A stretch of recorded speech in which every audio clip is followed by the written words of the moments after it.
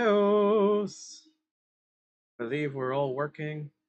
Audio works. This is session 3 of Hollow's Last Hope with our GM. I'm Serpent. I'm the GM of this motley crew of brave adventurers, and playing in the table today is Kara, played by Xios. Little Paw, played by Tabby.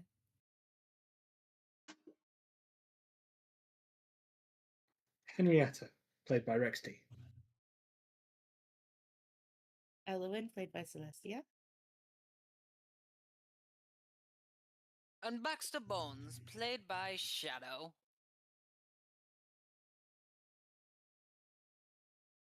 all right. Last time on Dragon Ball, last time on Hollow's Last Hope, you had managed to grab the first of 3 ingredients, the elderwood moss, from the oldest tree in the Darkmoon Wood. You had managed to grab the second ingredient, the root known as rat's tail, from the abandoned hut of the witch Ulismilla. There is only one ingredient left. You need a bunch of iron bloom mushrooms, those mushrooms that only grow where the earth is infused with a great deal of metal. Luckily, right where that split mountain is, the one that's smoking like it's an active volcano because it's an active volcano, towards the foot, that used to be a dwarven kingdom before the mountain blew up. And so there's still ruins around, and luckily one's not too far away. You have bedded down for the evening. Are you doing your normal watches, or are you mixing it up tonight? We have a normal watch. I mean, 5 of you, and you take it in turns watching, making sure that your one spellcaster gets a full 8 hours. You see, I think we're gonna let the spellcaster get 7 hours and 57 minutes and 45 seconds. No spells today then. All right. You let me sleep, or I am not bringing you back. Maybe that's why we don't have magic in real life. We never get a restful sleep. Yeah, exactly. That's the only reason. Otherwise, we'd be like just levitating things. Wow. Oh my gosh, my life would be so much easier if I could just cast Wish. What about just Okay, prestidigitation? doing a roll for our. Okay. The night proceeds peacefully. I do so love my random encounter tables, even when they roll nothing. You just love tables in general, Serp. I do love tables. Tables are very neat. Our BBEG is going to be Serpentine is about IKEA, to isn't it? say. Serpentine is about to say, tables are what make the world go round. I mean, mostly tables are what wrestlers break their backs on, but that too. I am the tail. I am the table. The My no, God, my broke him table. in half.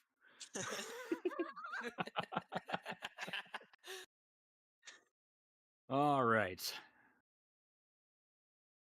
The role of Game Master today will be played by Jim Ross. So you are here in the Darkmoon Woods, right outside of the abandoned hut of the witch Ulismilla. The dwarven ruins are here at this ruiny looking thing on the map. It's not too far.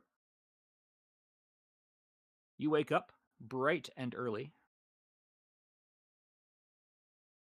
by which I mean 8 o'clock.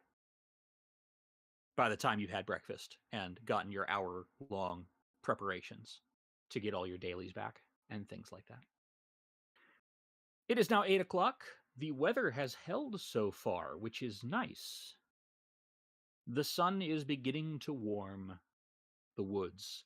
It'll get hot by the time it gets right up ahead. It is, after all, summertime. Is there anything you, brave adventurers, are going to do before you head off towards the ruins?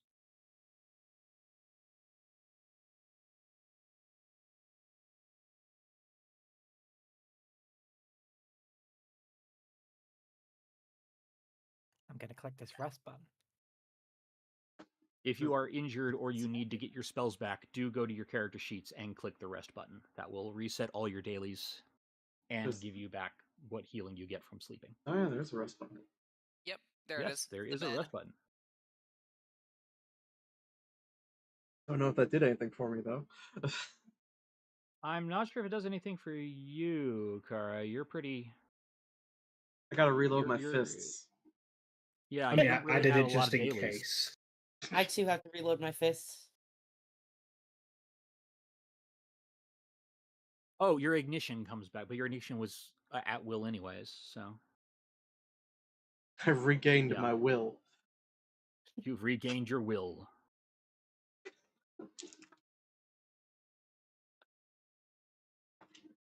Okay. So, again, is anybody doing anything before you set off through the Dark Moon Woods towards your hopefully last destination? You really hope those Some might mushrooms say get it? it's our final destination. Okay. One could say that, except that then hopefully you'll be going back to town after that. Also, one thing I forgot to do, there is one dice that I have to roll. Hang Oh on no. 1 second. The fated, the fabled E100. 100. No. It is now the How many people died with dice? yeah, it's the how many people died roll. Oh, So yeah. far, it's been really fortunate. I rolled a 1 last time. Only one person has died back in town. Let's see, as the dawn breaks, how it's going today. Only one more person. So far, the death toll has remained surprisingly low. Hopefully, you can cure the Black Scour taint before that changes. Christmas shines upon us this day.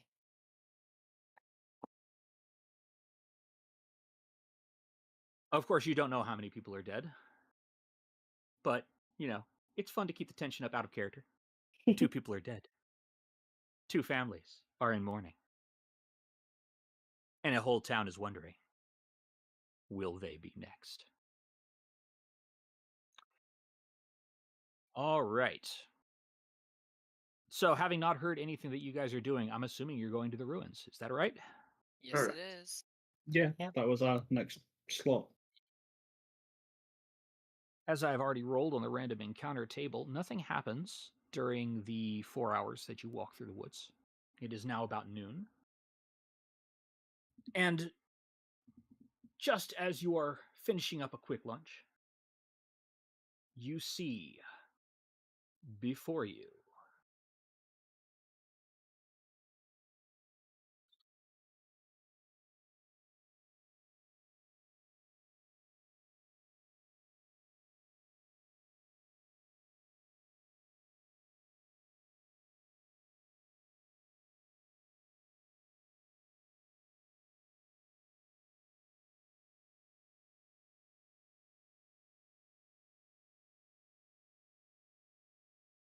should show up on the Twitch stream.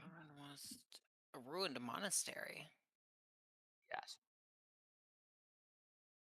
A ruined monastery sits squat at the foot of Droskar's crag, surrounded by stands of ancient, gnarled trees. Made of simple stone blocks worn smooth with the passage of time, the stout building appears to be slowly falling apart. Sections of the slanted shale roof have collapsed, and portions of the outer wall have crumbled. Weeds and wild, thorny plants run rampant across the field leading up to the place, leaving only the slightest indication of a path that ends at the ruined front doors. Beyond, an overgrown yard sits in shadow. We're going to have a new map now. Start preloading that.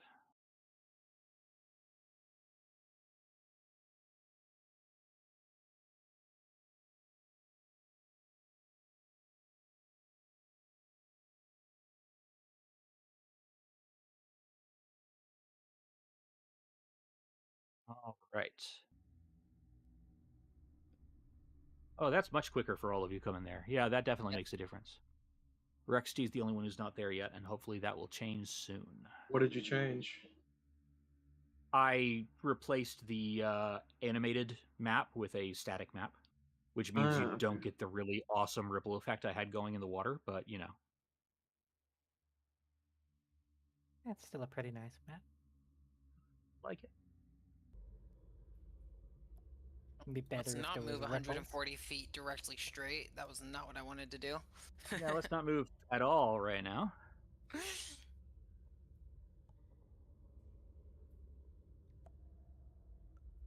That eagle just came out of me out of nowhere.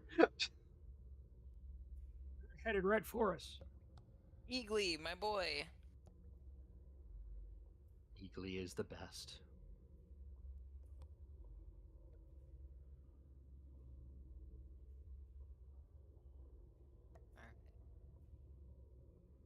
Ooh, I love the sound effects. All of these sound effects are public domain or Creative Commons 0, and they can all be found on, I believe it was Freesound I got them on. But yeah, there's a whole library of sound effects that people have recorded that they have licensed into the public domain. And I have been using that for all the sound effects for this campaign.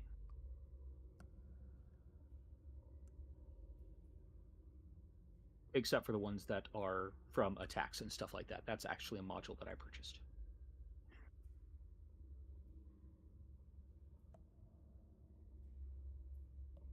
All right, I think Rex is in now. This is what you see.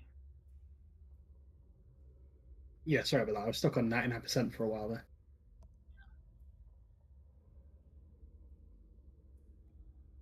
I hope the lighting works the way I want it to.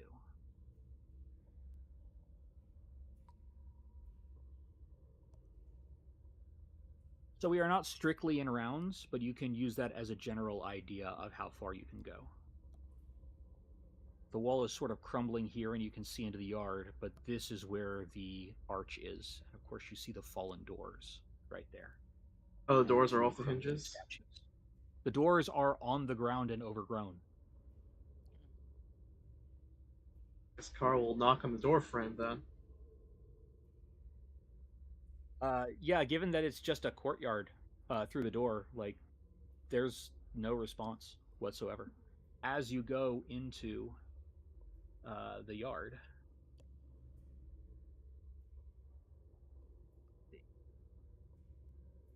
Hence, gonna immediately like head over to. I'm guessing I can see like an entrance to the building here.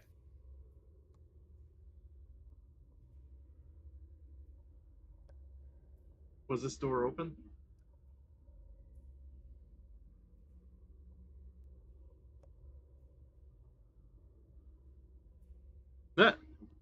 yeah, there is a door on the left side that is, well, it's a double door, and one of the doors is hanging off its hinges. There. Tall as you go into the yard, though. Let's pause there for a moment. Tall grasses and chunks of stone debris have all but overtaken this small yard. Off to one side, a wooden stable has collapsed into a mound of rotting timbers and moldy straw. The outer wall on the east side has also collapsed, leaving a ragged hole. 3 doors also exit into this yard, a set of double doors to the west, a smaller door to the north, and a lone door leading to the squat tower in the southeast corner. You can see narrow footprints in the grass.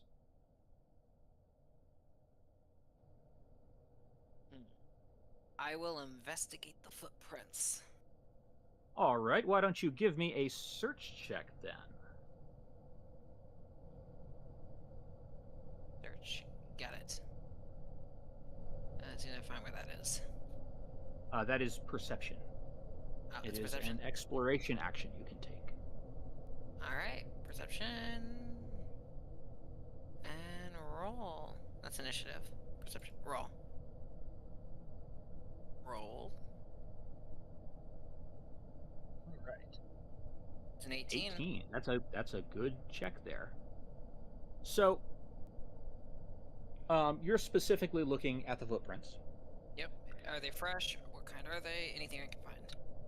There are fresh and there are also older. Now, when I say older, I mean days, since the last rain, not, not super ancient. There's nothing petrified here.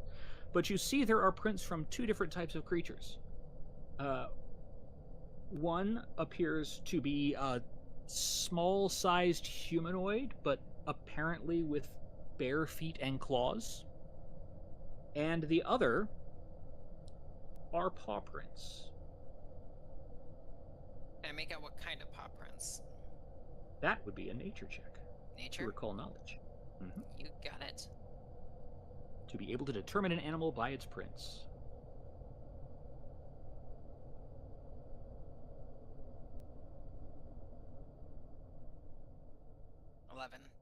Don't know if that Well, works. you're pretty sure it's a canine of some sort. All right.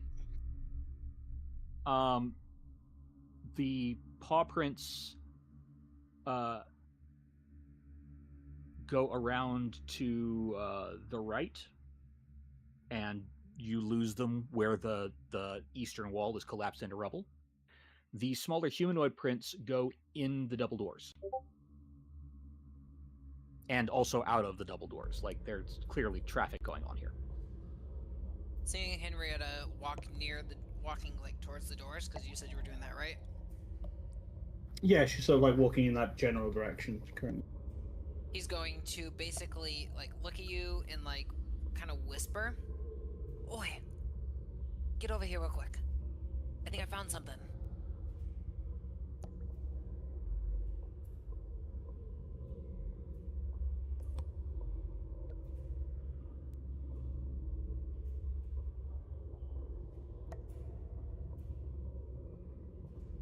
Alright, and Hen will sort of stop, look over.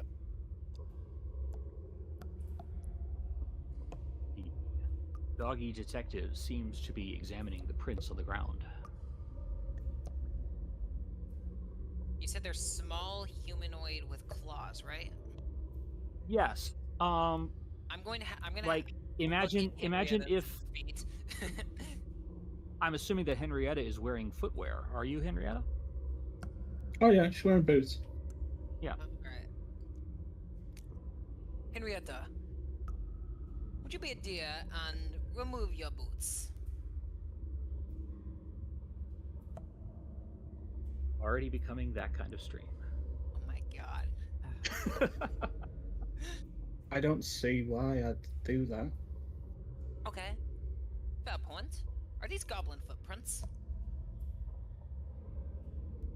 I'll look down. Go ahead and give me a society check, Henrietta. It doesn't have to be very high because you're a goblin. You know your own footprints. You know what your feet look like. In my brain, I'm thinking the only thing that it could be is. So you're not sure what tracks they are, but they are definitely not goblin. The profile of the foot is too narrow and the claws are too large.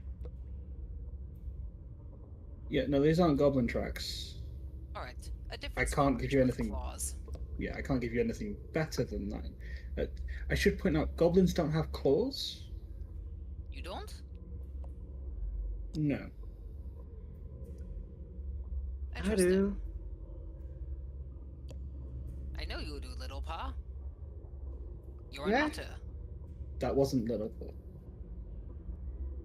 Little Paul's gonna peek out from Elwyn's hair and be like, "I'm over here." Blimey, I'm losing it today. I should have slept a little more. I think we need to get new glasses Today? for the dog.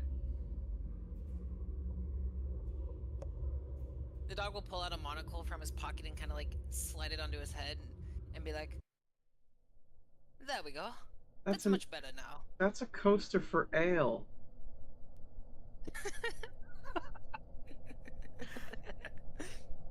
Kara does have a point. We are still in an economy where shaped glass lenses are a little bit expensive. Oh, never mind.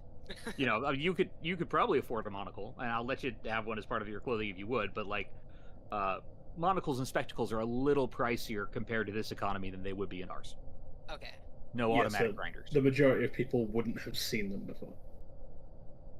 I mean, probably seen them on some people, because again, it is a fantasy world, and there are things like wheelchairs that go for pretty cheap and things like that. But like, not as prevalent as they are in our world. Yeah. A monk Well, from a backwater he's a very monastery. He's a very dapper man. I believe he'd have a monocle. I'll allow it because it's Right. adorable. Just a dog with a monocle. So, Yes. Kara would like to go in this building. Okay. I will follow You- Kara as well. Move to open the door, and the door does not open. Oh. You're a She, martial artist, right? Can't you kick it down?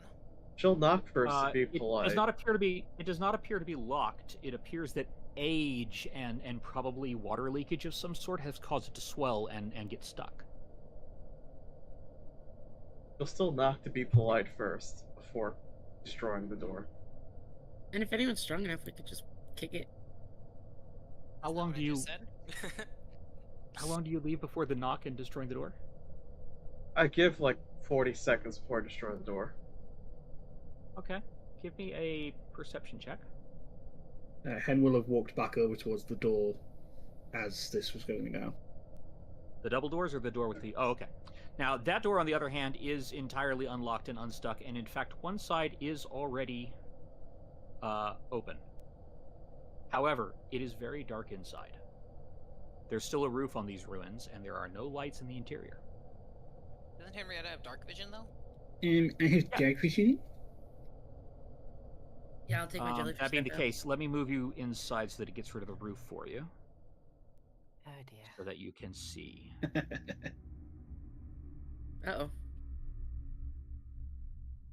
The healer Okay, is I suddenly see. worried that the party is now split. There we go. I'm not split. I'm Um, still technically outside the door. It's just I'm inside, so I can Yes, see. I'm just moving it in there so that the roof disappears. What you see peering in the door, Henrietta, is a small dark hall littered with mounds of debris and a year's worth of dead leaves.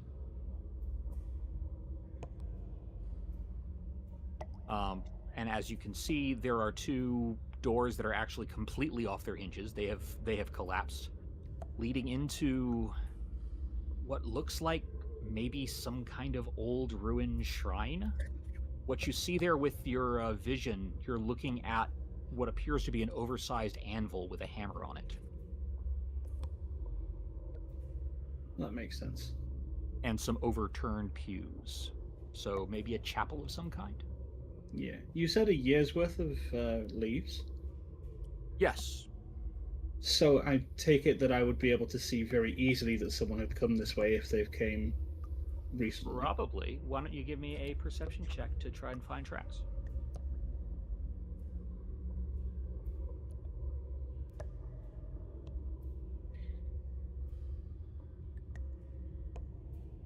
Gotta pause. That is a pretty good perception check. Why, yes, it does indeed appear that the small claw-footed humanoid came in this way. There are tracks like there's several paths of tracks, as if there were either multiple humanoids or else one that moved many different places. Go ahead and give me a survival check to try and figure out an actual route here. Little paw tugs on Elwin's hair. Not No, even slightly. Yeah, the tracks go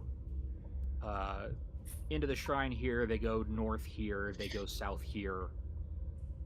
You know, crisscrossing, going back and forth. You can't really tell which one is the freshest. Okay. Kara, what did you get as on your perception check? A 10? 10. Okay. There is no response to your knocking on the door. Well, then she's gonna Furia blows it. Okay. Fury blows that door.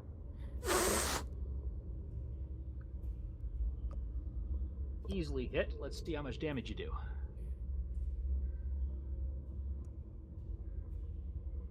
That's not bad damage. And it's an old door. The door completely explodes outward. both of you currently standing at the door have no dark vision, just low light, and it is dark inside. You see a little bit from where the light is hitting the door, but because it's noon and the sun is so high, very little of it gets into the actual tower.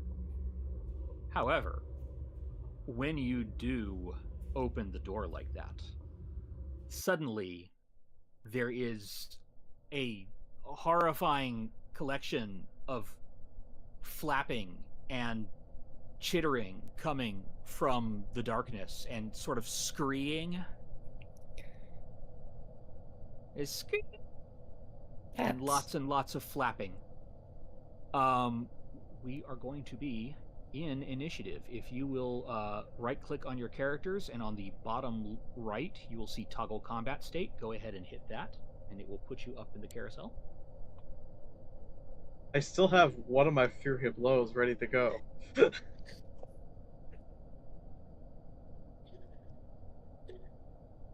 What I will say is that because you did that out of combat, that will not count as your flourish for this combat. Okay. So you can still flurry in this combat.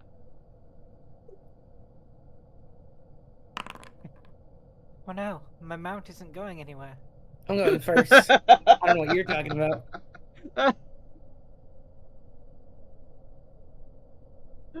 All right. Do I foresee mounted combat feats in the future?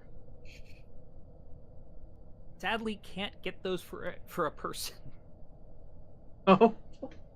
Well, that makes sense considering where I am. Yes, it kind of does. If you want to hand pull yourself back out to where you actually are outside the door, instead of where I put you so you could see.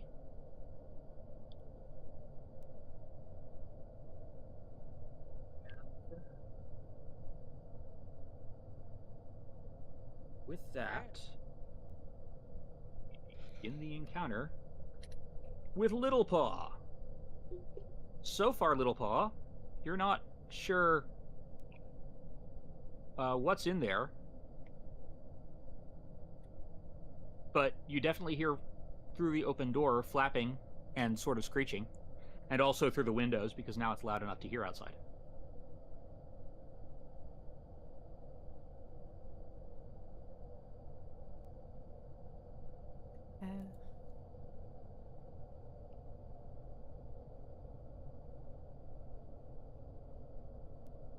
You draw your double-barreled pistol. Can't tell if it's loaded. Do you feel lucky? Well, do ya? Punk?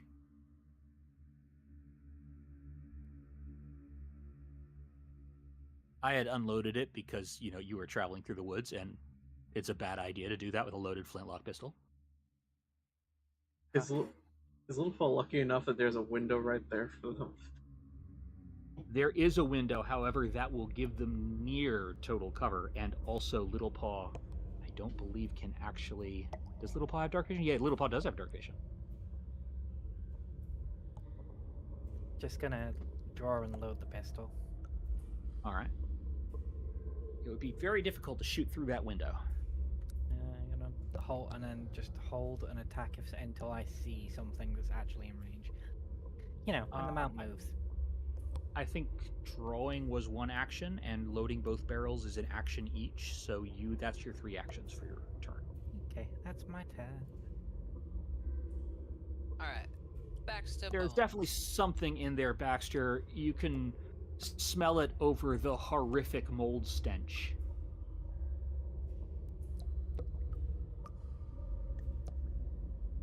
Alright, so Baxter Bones would... One second. First action would be to...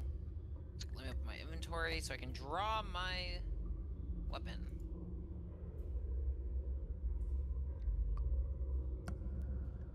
Oh, never mind. I already have my gun drawn, apparently.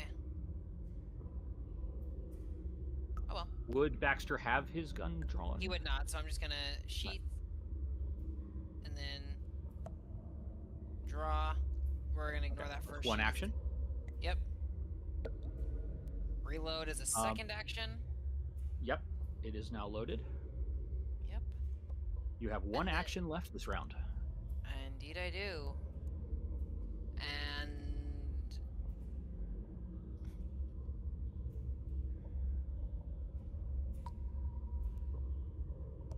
I will note that at Kara's position and size standing in front of the doorway, they will get some cover from Kara. Plus, you cannot see them. Please don't roll a 1. Please don't roll a 1. oh wait, they're coming out of this area? I thought they were coming out of Henrietta's side. No. They are in the room that you came in. They got disturbed when Kara first knocked on the door and then kicked it in. Oh, okay. Can I see what's inside?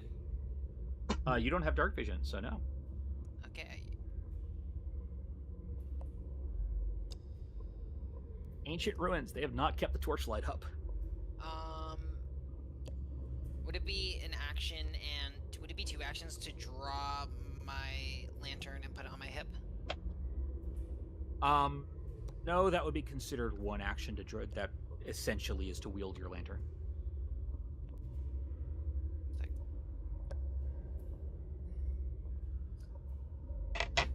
Who DM'd me? Sorry, brain.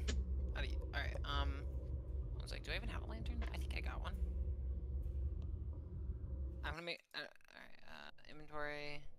You have a torch in your adventurer's pack. I do not have a lantern. Okay, and I can't hold a torch and a gun at the same time. I mean, I can, but correct. not worth it. Yep, no, I will take. Actually, no. A torch is a one-handed weapon, or is one-handed, and as long as you don't attack with it, you don't take any two weapon penalties. Oh, so you can just hold the torch in your offhand. Sure, I will draw my torch in my offhand from action number 3. Can I see what's inside now or no? With the light or no? What we're going to do is, if you go to your inventory, you can change the carry type to held in one hand, and that will take your torch to your actions, where you can actually light it. Change carry type. Held one hand. Oh.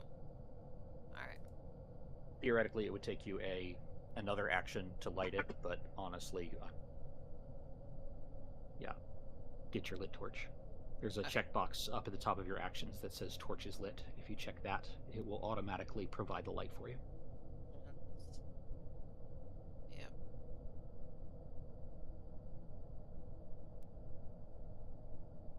How do I light it, you said? If you go to your actions tab, there is a checkbox that says torch is lit up at the top. Where's the That checkbox appears when it's the one that has the smaller diamond inside the larger diamond. The icon circles is the second one. Yeah, second one, torch is lit. There you go. There you go. The torch is lit. Hang on one second. I am going to very quickly make the roof go invisible so you can actually see what's going on down there. And what you see... No, are they harpies? Harpies would be a much different sound and also probably kill you if they were a swarm. Yeah. I'll drop that down so you can see it. Mirkwood bats. They are very large bats, and there is a whole swarm of them. Okay. That is Baxter Bones' turn.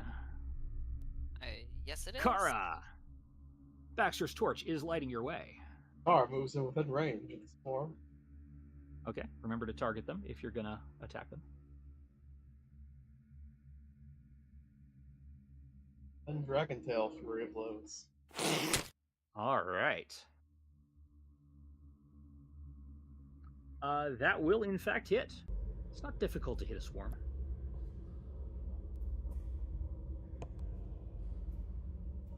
All right. Second part of it. Oh.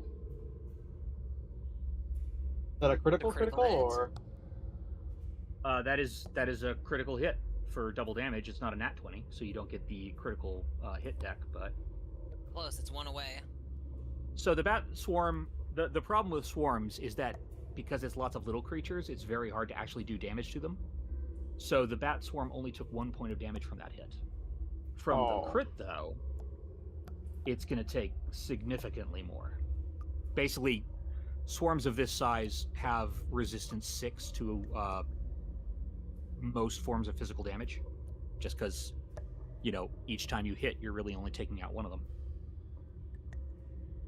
However, that one, immediately, okay, this is a flurry of blows, and you just took them out. As soon as the light hits the bats, they all start screaming and flying towards the light. You can see their fangs. These are, in fact, vampire bats. I want to be very precise. They are vampire bats, not vampires who are bats. These are natural creatures. However, they are still dangerous. But now you can see them, Kara. So you move in, and with a devastating flurry of blows, you take out every single bat. Go ahead and describe how you do that. Make it as cinematic as you want, as you completely wipe them out with one hit. I'm picturing it being more like she's jumping, and they're basically like bowling pins. So when she connects them with the first kick, that first kick sends it straight down the center and just strikes them all out.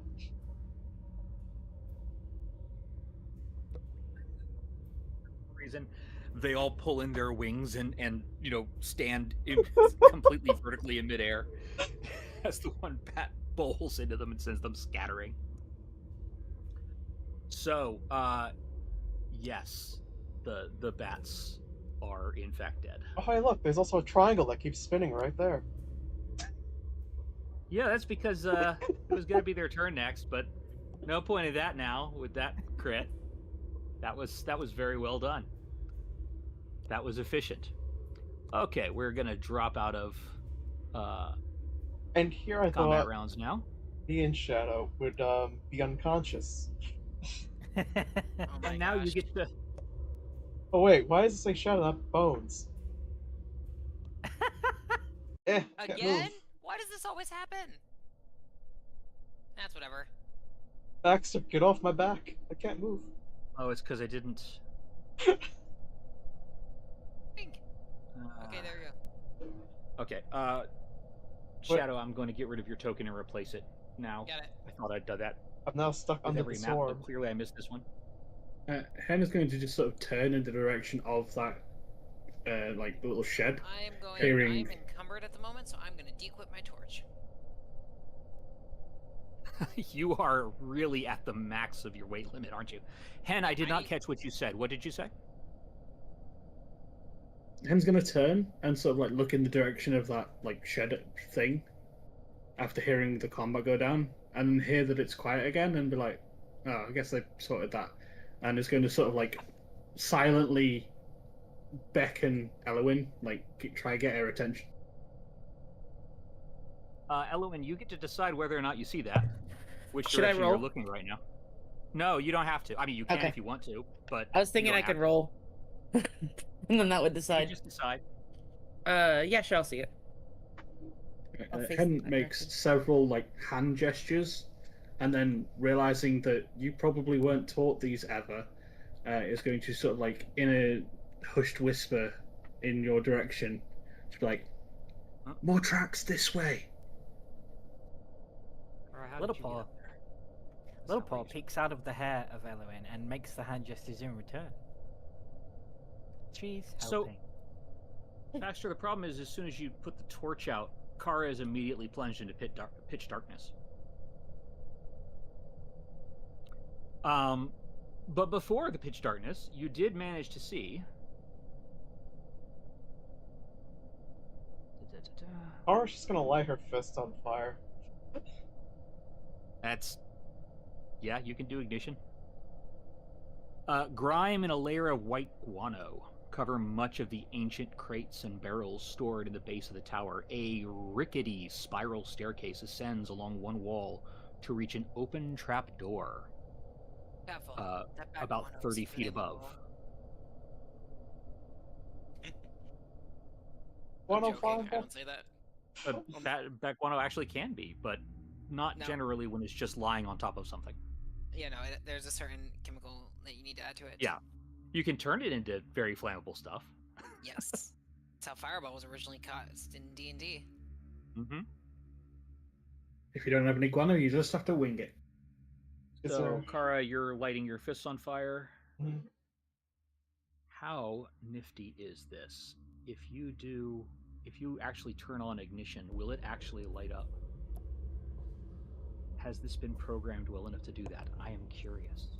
Don't think so, 'cause we tried it last time. Oh, right, we did try it last time, didn't we? Okay, in that case, I am just gonna say Let that there be light. you cast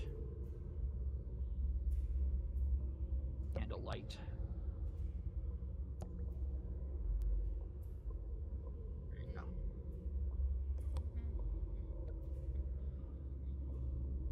Is there anything within these crates? Go ahead and roll me a perception check to see. And I have not forgotten about our other players. I'm just dealing with this watchtower first, and I will get right to you. It's okay. Little Paw is just repeating Hen's hand gestures back to them. Perfect mimicry. Let So, a professional do some investigation. you really don't want to touch these crates. They're like covered in bat guano. They're not Really? nice. Nope, they're covered in back guano. Nope, I'm out of here. Can't get the suit dirty. I forgot about that. Oh, we've discovered the investigator's weakness. Or it's just Like- Sorry, pulling- but you're in ancient dwarven ruins. There's probably going to be some dirt around. or it's just pulling the gi down over her hands, just like carefully picking.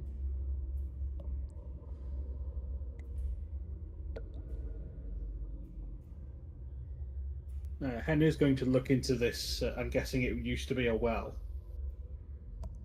Yes. Go ahead and make me a perception check. As you can actually see, there is water down there. It's a long ways down, and it looks very brackish and kind of like brown.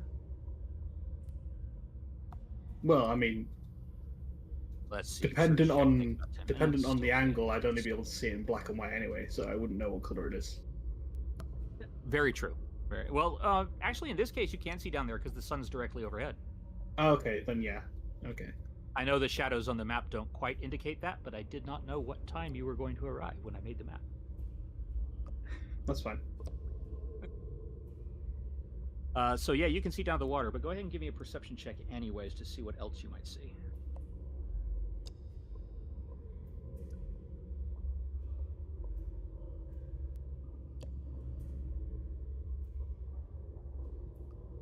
I see the body of a young human and a strange rectangular plastic thing. Funny you say that.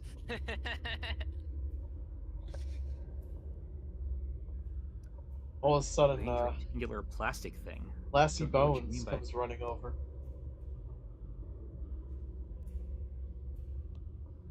The Yes. body, You know, yes, you like- definitely do see the body. Like a small black rectangular object, about the same size and shape as a general book, but has like two white circles on the back that move.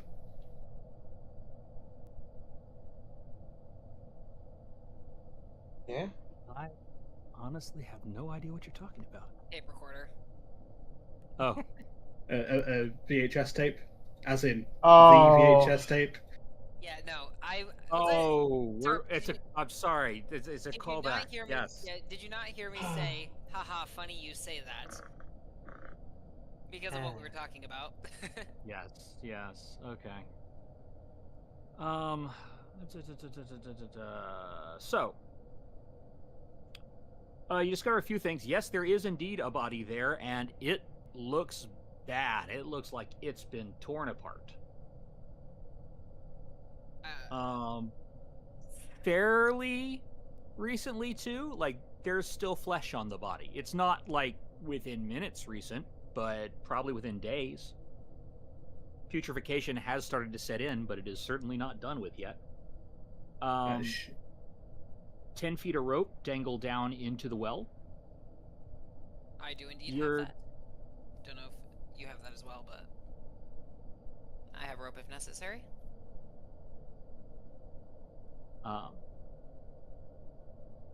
The well is almost entirely overgrown. Let's see. And yeah, that is what you see.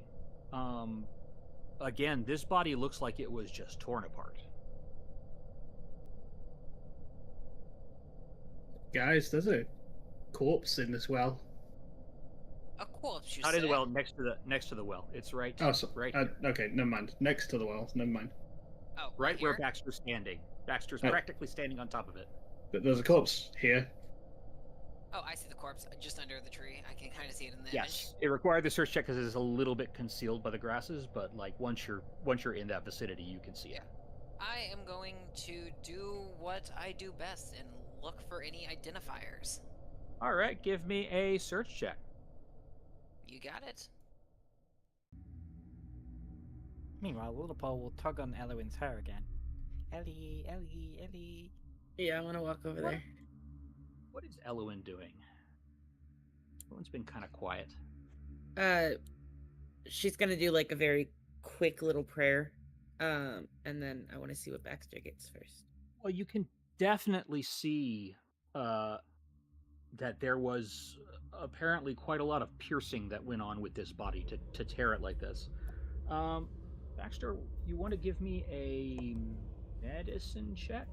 Of course. Yeah, medicine check.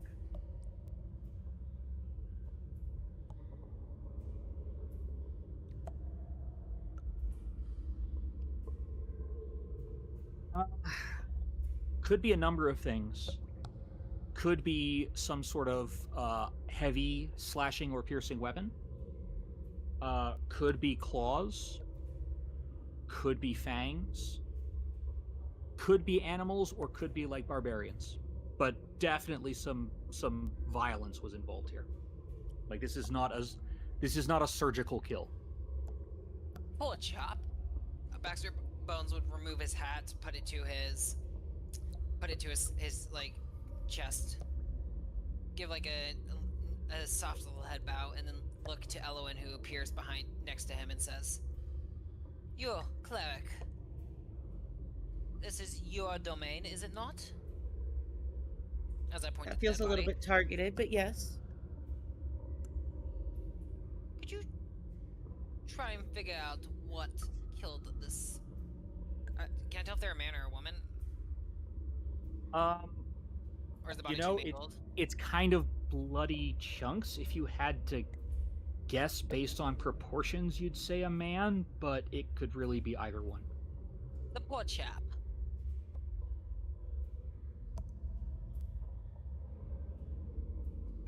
Would that be like a medicine check? Yes, that would be a medicine check. Okay.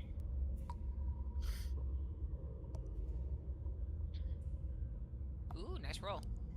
Very nice roll.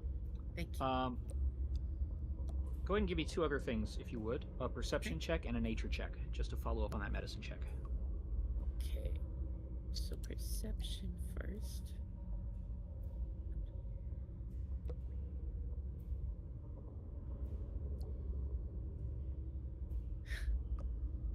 And then nature.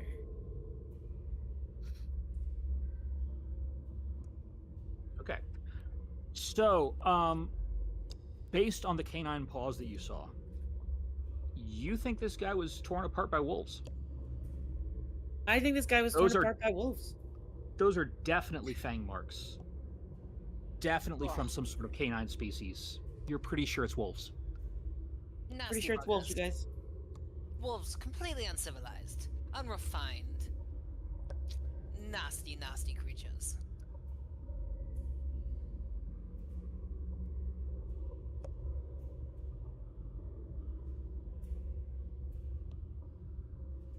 Right.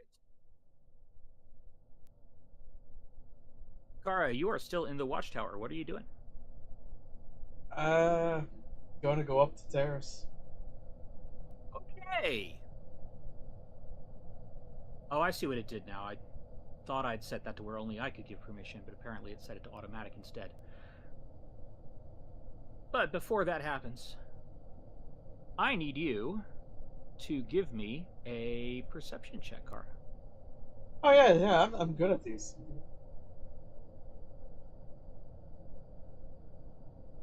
It's actually not bad. You start to climb the stairs, and you soon realize they are so rickety that they will collapse if you put your weight on them. How high up is that trapdoor? That trapdoor is 30 feet up. This is actually a 30-foot tall tower. How difficult would it be for Car to jump from wall to wall to wall to get up there? Oh, very, very difficult. Let me look up the precise rules for jump, but without some kind of magical assistance, that's going to be tough to do.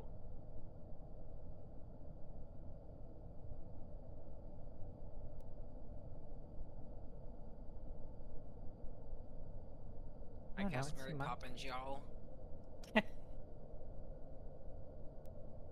I know, monks can totally do that. Eventually, stuff. yes. At level 1, not so much. At level 1, you're like So- peak human physique, but not like overly powerful. Yeah, with a critical success on a high jump check, you jump 8 feet vertically. Plus your roughly 10 feet of height plus arm span, that's 18 feet. There's really no way for you to jump up 30.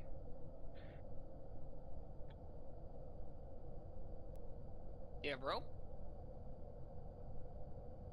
Eloan? Eloan, Yes. could you give me a boost?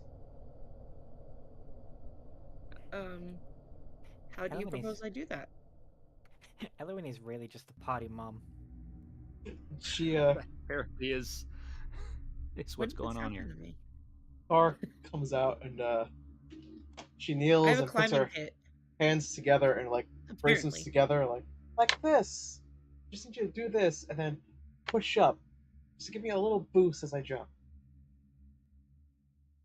Can I just give you this climbing kit that I have? I don't know if it'll be able to work. It's kind of falling apart. Well, if you put it into the stairs, yes. Take a look at the climbing kit real quick. You might be able to climb the wall. It has rope pulleys, a dozen pittons, a grappling hook, a set of crampons, and a hammer. A grappling hook, you say? So basically, you would have to roll the DC to climb a stone wall, but if you fail, you only have to make a DC 5 flat check in order to not fall. That's what a climbing kit does for you. Okay.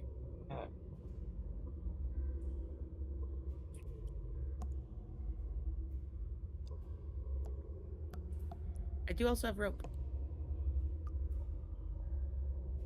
Wait, is that what that grappling hook is for? I thought it was a weapon that you throw around. Nope, that's for climbing. Or pulls out a grappling hook from her bag. Oh, I thought I was supposed to throw this or swing it around and, hook it on people. I mean, I guess you can.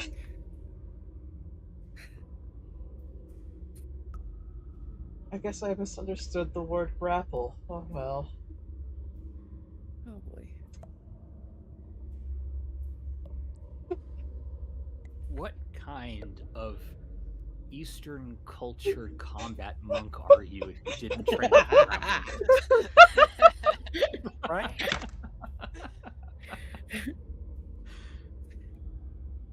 Look, Kara is intelligent, but she's not that intelligent. She doesn't have the wisdom to back it up. So the good news is, the trapdoor is open, so you could theoretically use a grappling hook for this. Okay. This is going to be a ranged attack roll. It is going to be a secret ranged attack roll. So when you make it, there's a button you can press to make it so it only goes to me. I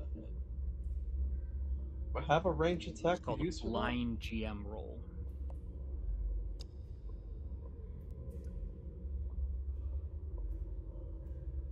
What am I clicking on for this The roll? reason. What's that?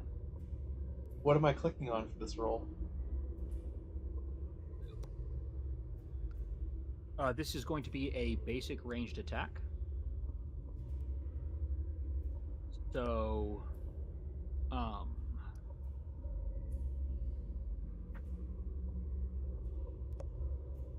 what you can do is the ranged attack is Yes. +6.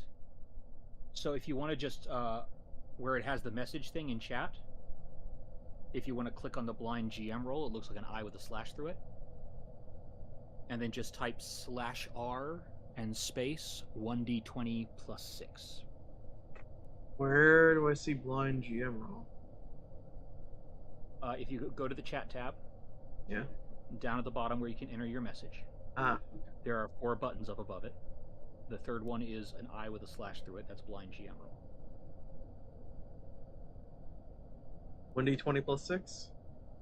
1d20 +6. That is your basic ranged attack. Oh, I don't even get to see the result. No, you don't. All right. Also- You think that you've got a good hook on that.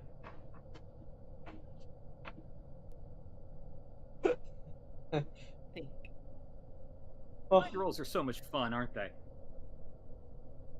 well, you know what? I think I did this right. I thought it was supposed to be used to like hook around people, so I'm not too sure. How much do you weigh? How dare you, Bones? Aren't you guys supposed to ask someone that?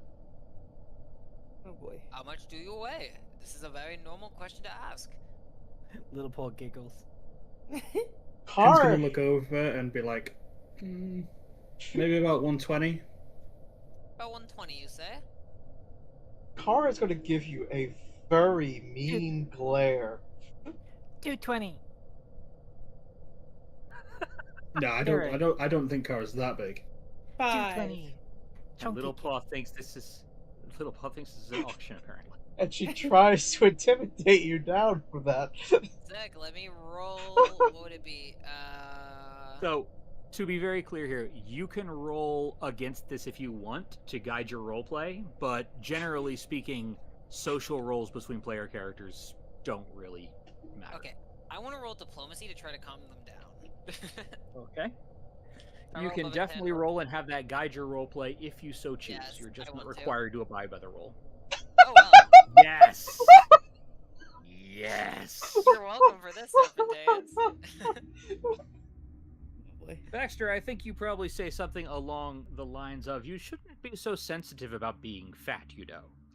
Oh no, I got something even better to say. Okay, go for it. I'm sorry, but isn't it normal for your catfolk to, what's the word? Lie around? After all, aren't cats naturally lazy creatures? So, the fist that she was holding for light suddenly goes flying out and just passes by Bones. Okay, roll me another range attack roll. Well, she's not Wait, are trying to hit him. Yeah, but you could I crit know. fail and hit me. The number to avoid is 1.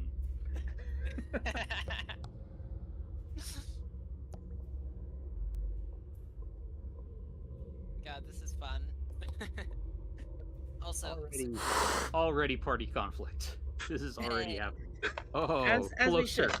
Closer than perhaps you would want it to be. But no, you do manage not to light anything on fire in this rickety wooden tower in which you are launching fire. my, forgive me. I'm terribly sorry for being insensitive. Juice. Little Paul's gonna whisper to Eloine, I think the fat kitty is upset. It's not polite to call people fat. Well, what do I call them then? Big boned. Okay. Oh. She's No. Gonna call out helpfully. I'm allowing this for the bit, but I'm begging you not to make this a running gag. We won't. Don't worry. She's gonna take off her gi, and you're going to see the ripped muscles and scales on her. Okay, Alright. just Baxter, what are you wearing? don't- What are you wearing under the gi? Nothing. Oh. Once again, we've become that kind of stream. This is why there's the 18 plus thing you have to. Baxter, stop trying to eat the kitty because she's big boned.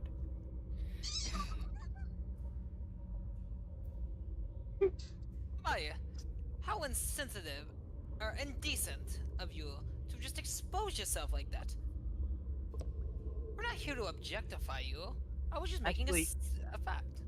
No, I just realized that as soon as you launch that ignition, the entire room plunges into absolute darkness again. It does. It does. As that was the indeed. only thing lighting up the room. Oh, so we don't see it. Nobody gets to see Kitty in all her glory.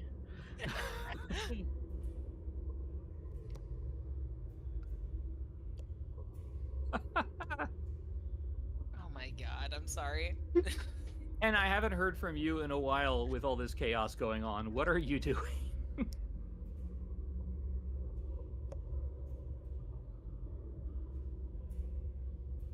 And may have decided now is a great time to take a bio break, and Hen would not have been entirely wrong.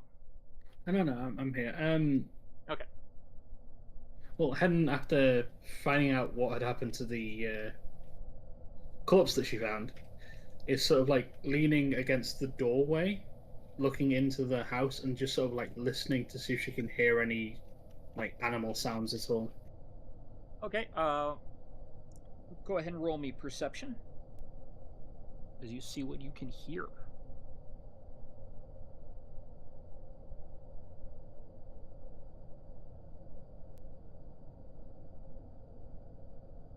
It is eerily quiet. Now, while this building is crumbling, it has not yet crumbled, and it was built with dwarven construction, which means the walls are thick. They are fully capable of muffling sound. But from where you stand, you're standing, you hear nothing but the occasional skitter of some vermin. Regular, normal-sized vermin.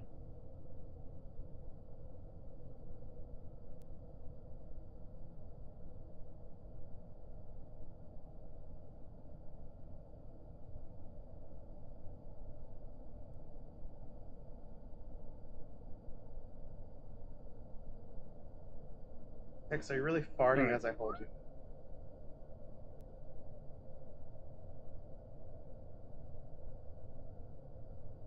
She'll sort of, knowing that she can't hear anything, she knows that it's likely that anything inside won't hear her. So she's just gonna like not shout, but not lower her voice, and just be like, "Guys, we need to check this place out for the mushrooms, the ruined mushroom things."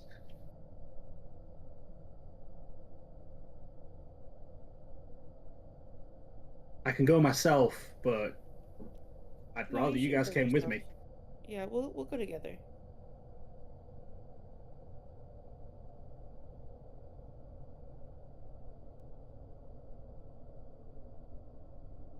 I'll be over there in a little bit. I just want to make sure everything's safe in the surrounding area.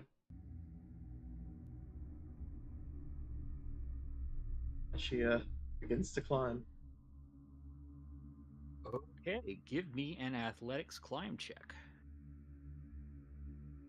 One of these days, I will recognize what the symbols are on the sheet, so I can find the proficiencies.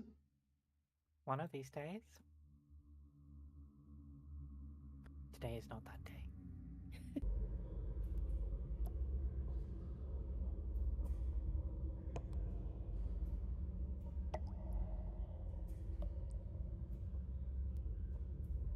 Huh? Our Right. roll is That's 16. not too bad. But was my grapple secure? So here's the fun thing. You missed the grapple check by 1. which means it's almost secure. And with a 16 on your athletics check, here's what happens. You make it almost all the way up to the top when the grapple slips. And because you're a monk, you manage to reach out and grab the edge. And you are now dangling by one arm from the top of that trapdoor 30 feet up. In pitch darkness. Well, except there's now sunlight above you.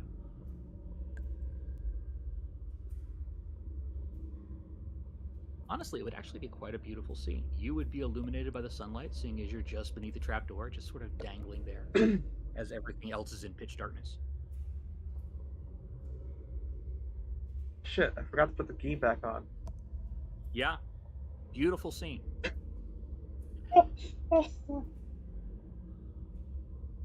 It's a great scene. It's a shame there's not people here to charge admission.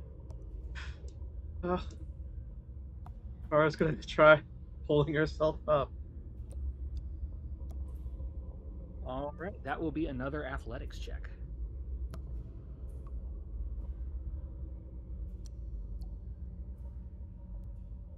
Ooh, that is not bad enough to fall, but you do not make progress.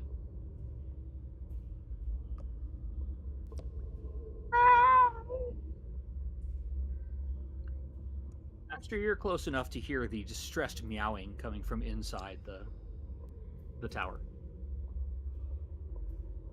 I will slowly walk in. So, you don't have dark vision, which means you can't actually see what is in the tower. Hang on, I'm just... Yep. Oh, okay, that works. You can't actually see what's in the tower. However, Kara is illuminated by the sunlight. Yeah. In a sunbeam. Are they still naked? Yes. Yes. Yes. Oh dear. And the moment Dangling he by sees one that, hand. Yep. The moment he sees that, he's like, "Oi! Stop being indecent. Put some clothes on. But first, don't fall." As he walks out. I'm joking. No. Why are Do you need a looking? Or a paw in this case. Yes, I This need a does somewhat hand, offend your but don't Haldane look! sensibilities.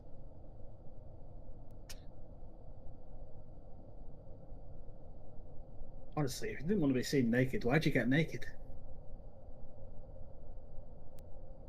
I don't think Kara can hear him. Okay, I also have a climbing kit, so I'm gonna shoot my grappling hook next to them so they can grab it, so they don't die. Okay. This, once again, is a secret roll. That is your ranged attack roll, which in your case is a +4. So it's underscore, right? It's /R and then space and 1d20 +4, and make sure the blind GM roll option is selected. All right. That is actually so bad that you don't even think it's secure.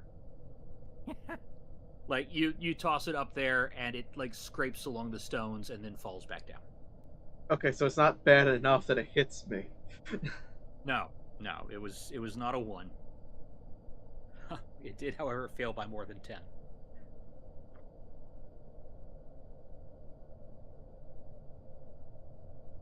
Sounds like it's going well for you guys over there. Maybe you should go get Henrietta.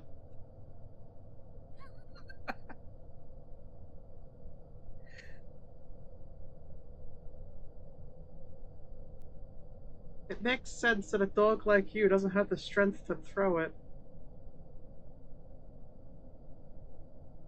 I can try.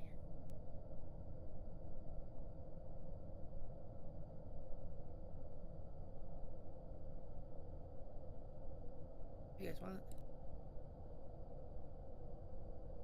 Baxter Bones, what do you do in this, the case of the skinned cat? What would Baxter do? So they fell, right? Or The they just- grappling hook fell. Yeah, grappling hook fell. Okay, they didn't fall. You failed to secure the grappling hook. All right.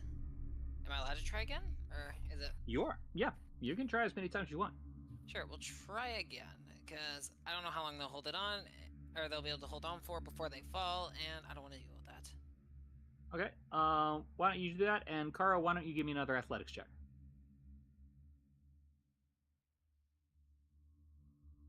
Oh, that's wrong thing. Yes, Flash R. I'm so used to Discord. Oh, So, Baxter, you think you got it secure, but at that moment, Kara sort of starts swinging and actually manages to flip herself up through the trapdoor and land on the roof. Okay. Problem solved itself. There you go. want something done right. Don't send a dog. Send a cat. Well, at least I'm decent enough to stage rest. As he tosses the gi and walks out. Did you toss it up or outside?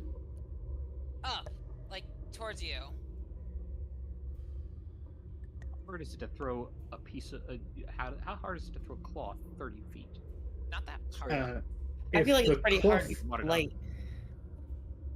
The cloth would have to be wet for it to be easy to throw. Yeah, that's the thing. It's not a matter of weight; it's a matter of air resistance. Oh yeah. Regardless, we've spent enough time on this. I'm gonna say that the gi gets thrown up there. Okay. And Kara, you had such an adventure climbing, and there's really nothing up here except a spectacular view. Do I see any hostiles around? And then you put clothes on Roll and me the a view's gone. perception check. At least that one I can easily find on the first page. Wow. Okay, so Kara. I see Kara's just everything. Kara's on a grind today. Kara can see for miles and miles. Let's see. What would you see from that position? Because you are currently actually a story above the roof of the rest of the monastery. It's a one-floor monastery except for that tower. You see, well, one thing you see that everyone else missed is there is an adventurer's satchel right there by the well, hidden under the tall grass.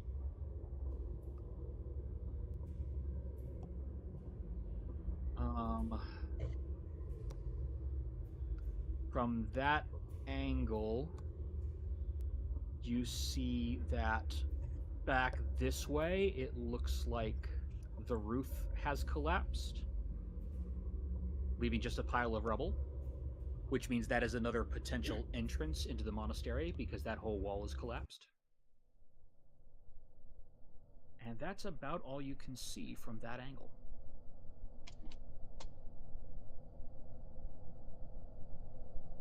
Oh, you also see that the roof has collapsed over to the west where the pool of water is. So that's another potential entrance. So Kara would get to the edge and start putting on her gi as she calls out to Hen and Elowen. There's a pack or something near the well, and the roof over there is caved in.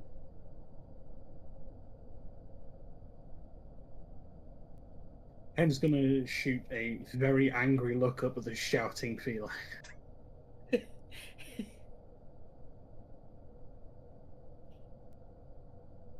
What? But seeing as it's too late, it's going to shout back, and you've just told any potential enemies where we are. There's nothing here. And you've just told everyone that we potentially have enemies. Yeah. We're friendly.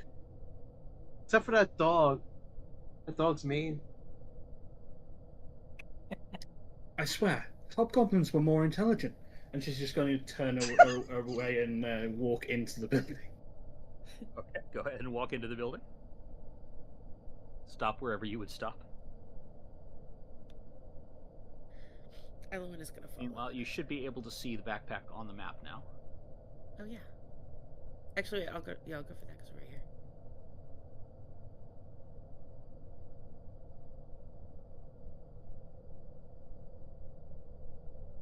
Okay, and you are now in a place where you can actually see the shrine. I'll give you that.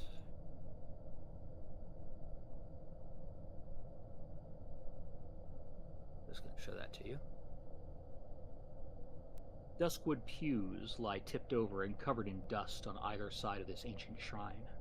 At the far end sits a large ceremonial anvil, but its surface is defaced and ruined.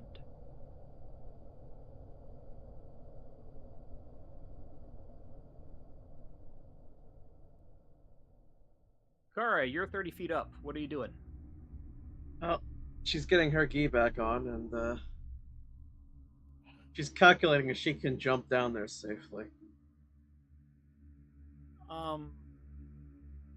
Not safely, but you might be able to make it. Well, she does have that racial or species thing.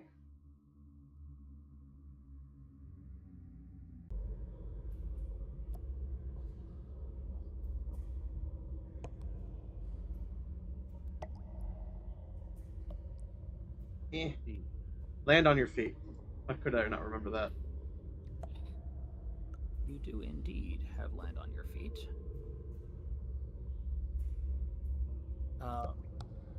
Which means if you fall, you take only half the normal damage. Damage starts at how many feet? Damage.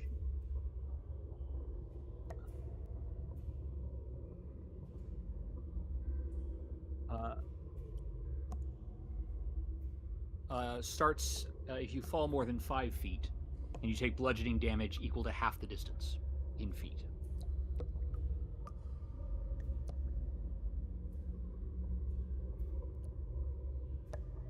Okay, so she's going to... If you fail on a jump check from the roof, that would be potentially 15 points of damage, of which you would only take 7. If you did a climb check first to lower yourself down, that would be a potential 10 points of damage, of which you would only take 5 if you fail. She's going to tie the grappling at the top of the roof here. Okay. Then the rest of it around her waist. Okay. She's going to attempt to do a hero landing off the side. You actually have a climbing kit? Not a climbing kit, just a grapple. Okay. Then, first of all, I want you to make me... Let's see.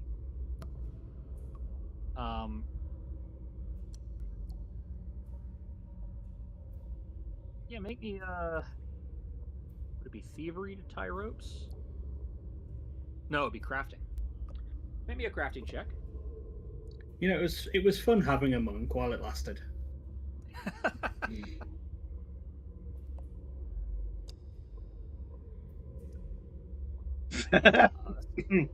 Oh, the luck ran out. There. Yeah. So that's not going to hold. So next, make an acrobatics check or an athletics check to catch yourself as you start to tumble. Oh, that's not great either. Okay. Kara's being humble. That's so.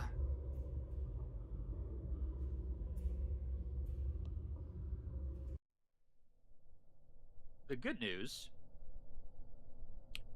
is that because you land on your feet, you're not going to fall prone. You are actually going to make the superhero landing.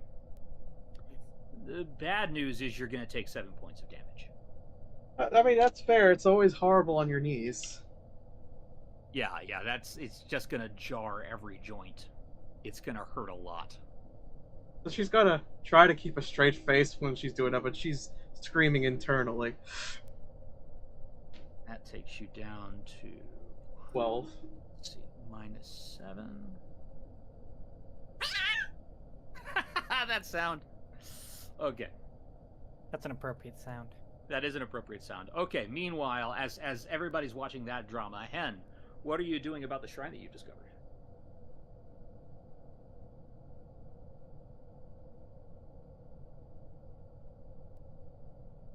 She's gonna step into the room and just like take a look around. Make me a perception check, Hen.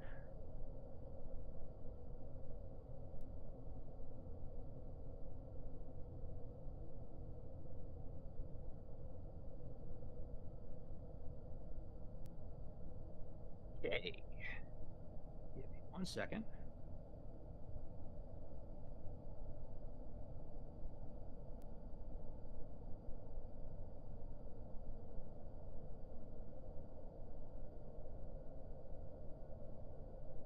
For the viewers, take note. That's the second dumb action that Gara has done that's caused damage outside of combat. I don't know what you're talking So about. this is true. However, what Kara didn't do is wander into dark ruin alone. I mean, as far as Hen is aware, people are following. She said she was going this way. You will look over your shoulder sometimes, Hen. It's useful. We are an effective So- party. Hen, suddenly, you are plunged into complete darkness. Even your dark vision switches off. And,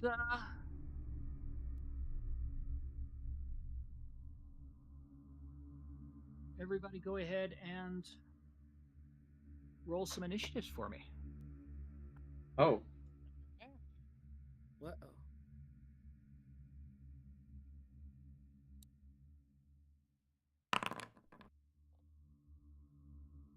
Oh, my rolls are still invisible. You want me to reroll? No, it's still registered. Just make sure you set it differently. Yep, If you just set did. it to blind GM roll.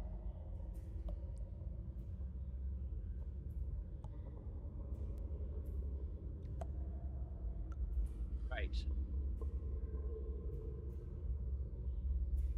So,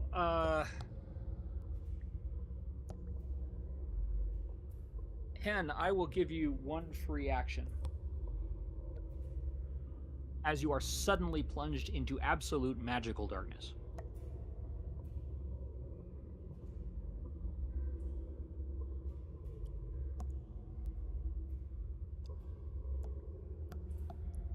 Can I use that free action to immediately disengage and run the opposite direction? No, that would not be a free action. That would be an action. So Hen is going to be like, guys, come on, there's this altar over here, and why is it dark? She's going to use her free action to draw weapons then. That is still an action, unfortunately. Free actions are things like Then she doesn't do like anything because I speaking don't have or- anything for that other than the speaking. speaking is a free action. That was basically what I was Okay. saying. Everybody who's outside, roll me perception checks right now.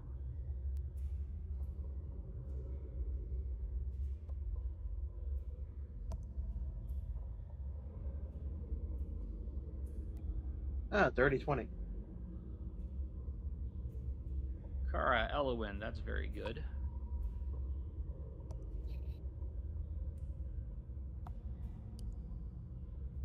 Baxter, less so. Yeah. Still bristling from the comments of the cat.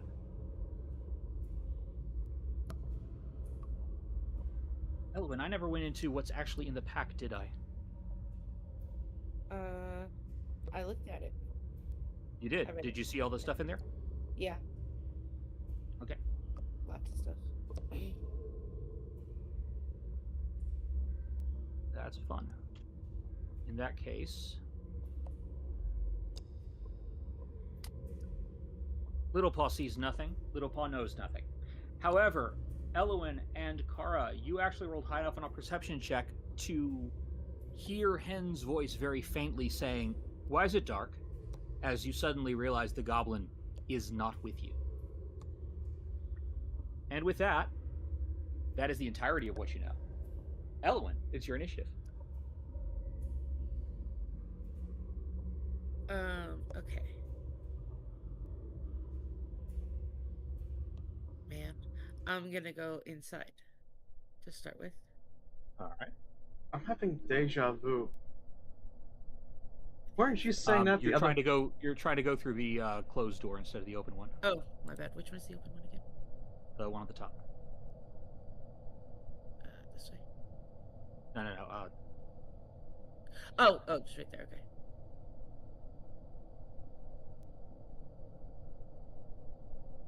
Okay, so that would be 5, 10, 15, 20.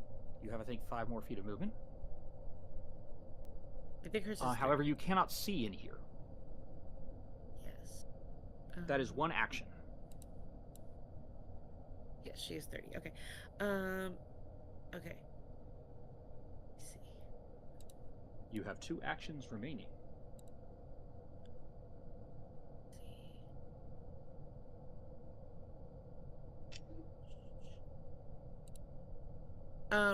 Can I... Hold on, let me just... If I were to use telekinetic hand, would that be able to hold my jellyfish lamp? I believe so. Light, bulk, or less. Your jellyfish lamp is light, I believe. I want to do that. Okay. Basically, this round, you can only cast the spell, because it takes 2 actions to cast. Okay, that works. And you've already used 1 action for movement. Okay. Next round, you can have it draw your jellyfish lamp. Sounds good. Okay. Alright, forgot to begin the encounter. That was your turn. And now, Hen, there's no fun way to do this. And There is. You could just not attack me. I could not attack you. I could, as a person with free will, choose not to attack you. I suppose when I said there's no good thing to come out of this, I mean there's no good thing I'm willing to do. To come out. I mean that's fair. Go ahead and attack me. Yeah. As suddenly there are tentacles in the darkness. Oh, sounds like a Friday night.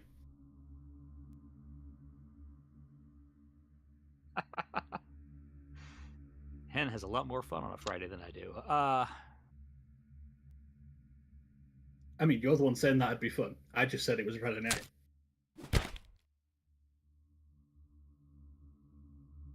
All right, that will be a hit. As you are grabbed by a tentacle, and you take 6 points of damage, of bludgeoning damage, as the tentacle just whaps you, and then wraps around you. Ah, guys, there's an octopus in here. That is kind of what it feels like. Except it was coming from above you. Flying octopuses.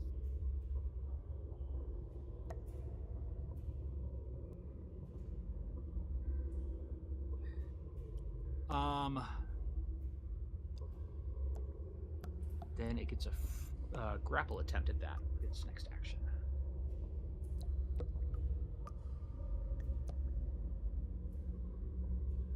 Ooh, critical fail. That is actually a critical failure with the grapple attempt. So you manage to wriggle out of its tentacly grasp. You just get hit. So hey, things could be worse. At least you're not grabbed.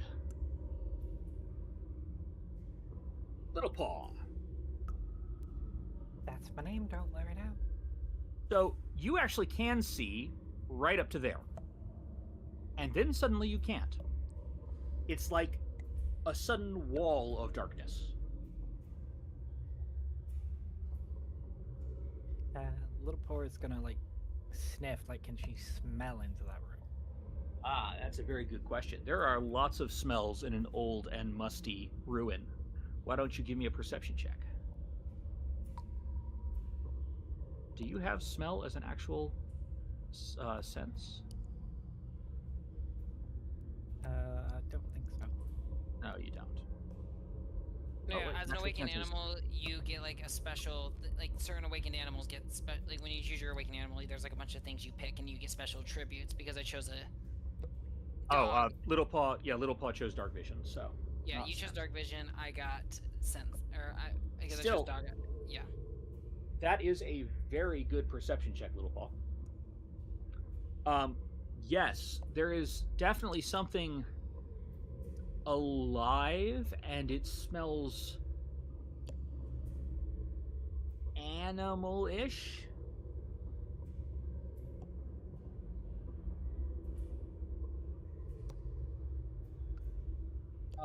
But there is definitely something alive and, made of meat, as we all are. The scent is not enough for you to pinpoint what squares they are in, but She's gonna draw her already loaded pistol from one of her many mysterious pouches. it is still loaded from previously. And then I'm going to hold my remaining action to take a shot once we get into range. It takes 2 actions to ready an action.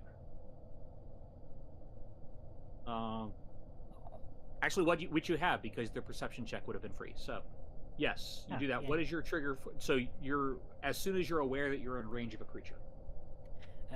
Yes, so if they come out to us or if Elwyn goes into the room. Okay, keep in mind that once Elwyn goes into the darkness, you cannot see, so you won't be able to see the creatures. But I might be able to hear them. You might be able to hear them, and also if you get close enough, you'll probably be able to be aware at least of what square they're in. But that is my turn. Okay.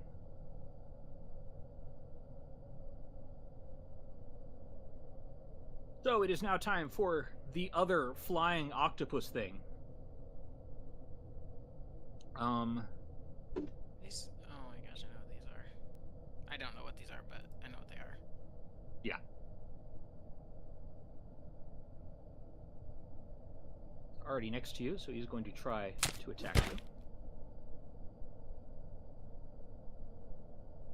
you. And will hit, maybe. Because I just realized that these guys don't actually have...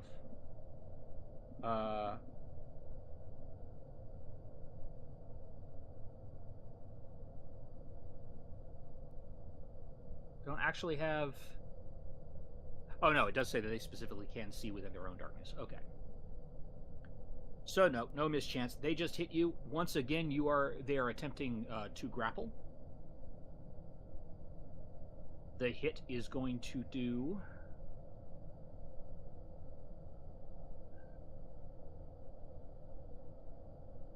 3 points of bludgeoning damage. A light tap. Yeah. But the scary part there's is 2 of them. the grapple.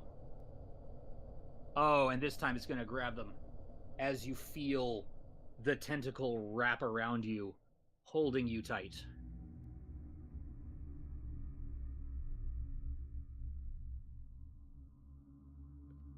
Are...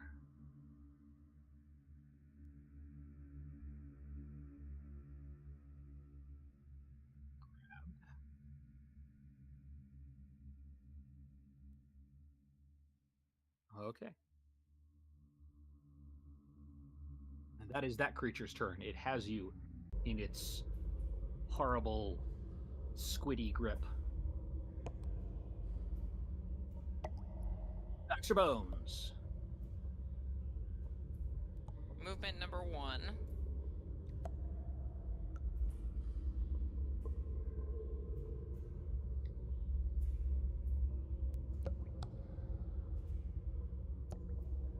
One sec. I'm moving here just so I can see inside. I'm gonna use a second turn of movement. Okay. Move here. This door's open, right? Yes, that door is open. In fact, the door is off its hinges on the ground. Alright. Can I use That is my the limit of your vision. Alright, yeah. Can I use imprecise senses to try to locate the squid thingies? Yes, go ahead and roll me perception. You actually do have scent as an imprecise sense, which means you can figure out what square they're in if you succeed. Yep. Perception. Roll. I don't know if 15 succeeds. 15 does because they have entered combat, which means they're moving around a lot now. Okay. They are no longer attempting to hide themselves. There is one here, and there is one here. So if I attack And it with then my there gun, is I one won't in get the middle, but you're disadvantage. pretty sure that's him. Yep. So I won't get I won't lose minuses to my roll if I shoot it, right? You are basically you still roll it, but then you have a flat miss chance Okay. because it's they just a are D. concealed. Okay, so it's just gonna be the D20 then. Only if you actually hit. Yeah. Actions. Flintlock is loaded. And attack. And for my third turn, I fire. Actually, that's an action. I can't do that. Wait, is that an action or a reaction? What are you looking for?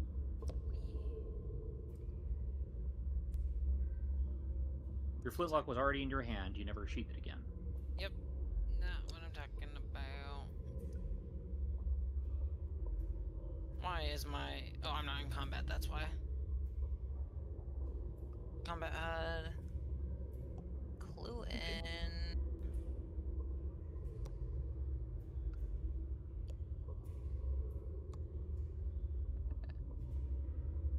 Okay, I can't add my circumstance bonus on myself. Okay, that's what I was trying to figure out.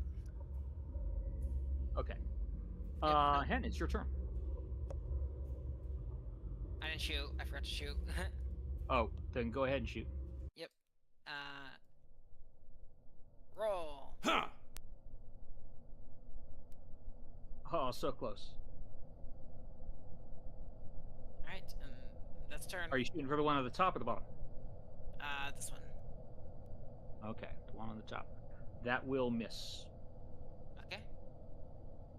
You're fairly certain it's in that square, but it's missed. Yeah, Hen, it's your turn. You are currently grappled. Or grabbed, as they call it now. That means you can't move, and it means you're off guard. But not On the hooked. plus side, because they both hit you, you're pretty sure which square they're in. I'd like to draw my weapons if possible. I believe you can still draw when you're grabbed. Let me check just to make sure that hasn't changed in this edition.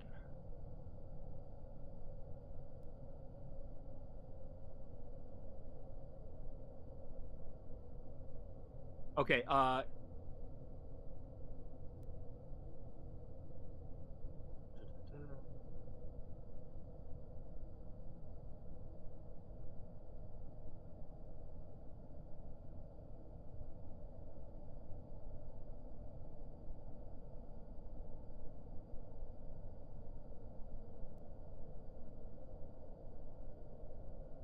check something real quick. I apologize for that.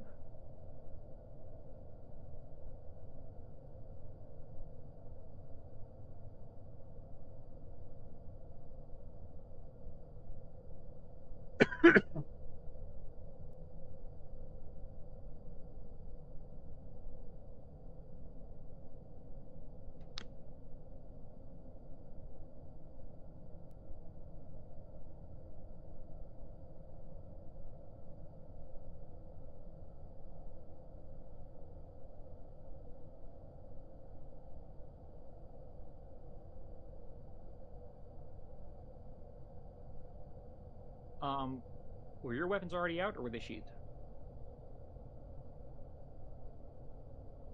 And They were not out.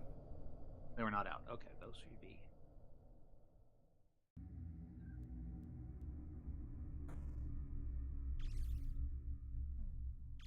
That's what it's called.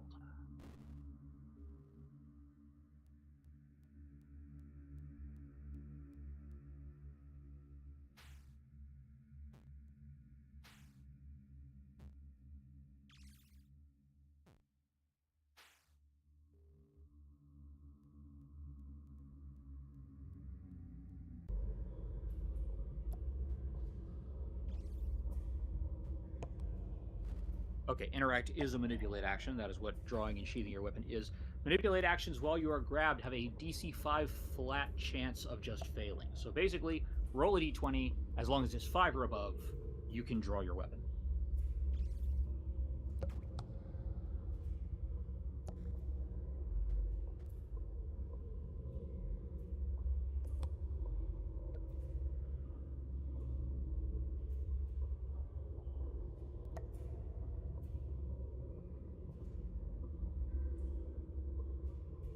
That is unfortunately a 3.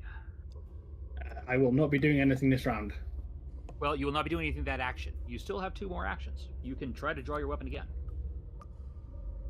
Basically, you start drawing your weapon, and you're just grabbed by the tentacle. You got to pull a little bit harder.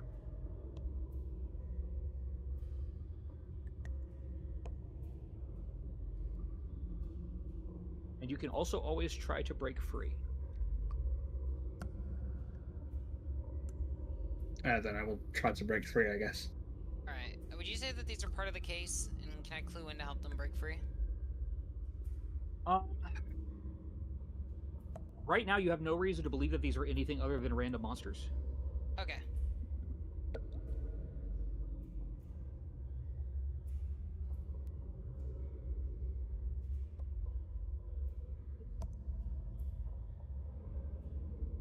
I'm guessing strength check or athletics or something. I don't know. It will be. I'm just looking up the exact. There we go. This is the escape action. This is against the athletics DC of the creature grabbing you.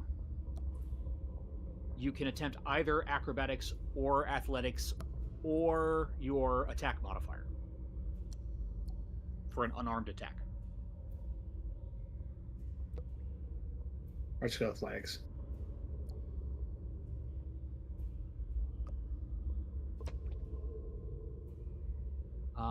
That check real quick. Oh yeah, that's definitely more than its own athletics DC. You break free, and you still have 1 action left.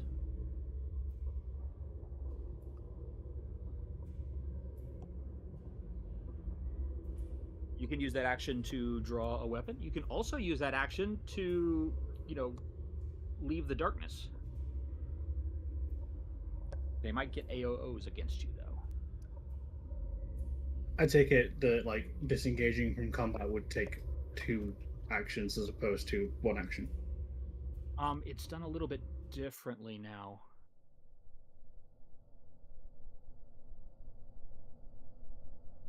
Yeah, disengage is a 2 action. Okay, then action. I'm going to just attempt to leave. Okay, they are going to get reaction attacks against you.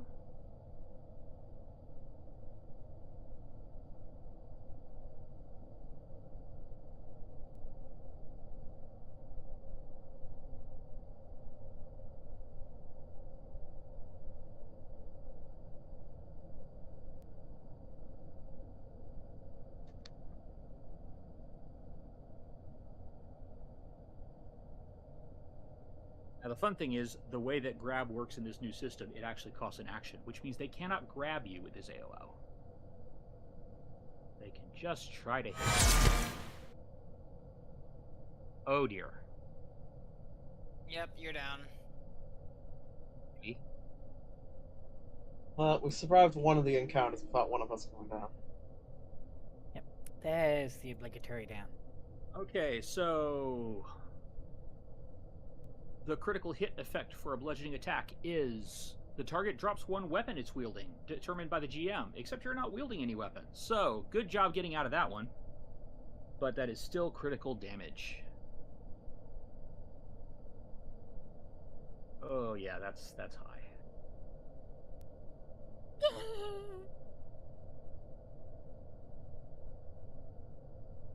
Okay, I don't understand why it's put me on dying 2 instead of dying 1. Yeah, I don't know why it always does that. Either I'm misunderstanding the rules or Wasn't that something. because it Anyway, was a Crit? crit? back to dying 1. Does crit bring you to dying 2? It shouldn't generally. If you go down to 0, it should take you to dying 1, as I understand the rules. I will look it up in between sessions, but I don't believe I have that wrong. If you go down to 0, you can't go past 0 no matter what happens to you. Yeah. That takes you to dying 1. At that point, any further damage you take continues to escalate your dying at 1 per hit. Okay, that is Hen. Yeah, so all anyone outside the darkness hears is, "Get off me! Ha ha!" Aha! And suddenly Thump, and also that little goblin-y cry you heard. Yeah. I just Alright, ignored it's it. your turn. Can't blame me for this one. He knew I was going up somewhere. He went in alone. Florida man, alligator, name and been an investigator. Tara's gonna try to get closer. I think all she can get is there with 2 actions. You can move through an ally space. That's 35. You can move into Little Paws and then down. Yeah. Okay. Can I see any of them? You can here? see. I mean, you don't have any lights on right now, so you can't even see in front of your face right now. There are currently no lights, even disregarding the magical darkness. Gonna guess I can't hear any flapping or anything like that. You can definitely hear the sounds of combat at this point, and as you're running up, you hear that strangled cry of a goblin getting hit, and then a thump as it hits the ground. Well, she's just gonna hope she doesn't hit at anyone friendly then. She throws a fireball forward, well, not fireball, an ignite forward to kind of light the way a little bit. Where are you throwing it to? Straight forward. Straight forward. How far? Just at my fist length wise. Okay, so just right in front of you. Yeah. Okay. Whatever it connects with on the way is what it connects with.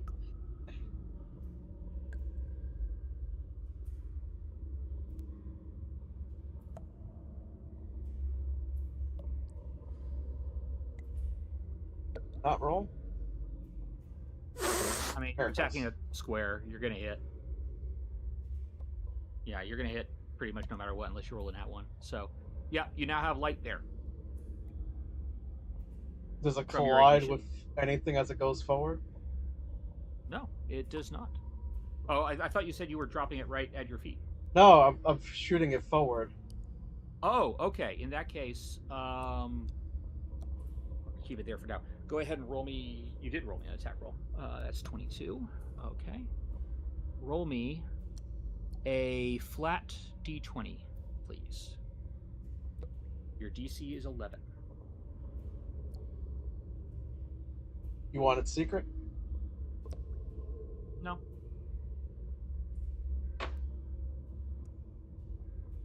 Nice. Oh. Okay. Yeah, you actually managed to hit. Why didn't it turn green? You see the flame die because it was a flat d20 roll, it wasn't actually a skill check. Ah. You see the flame die as it hits that wall of darkness, but you do manage to hit it, so roll damage.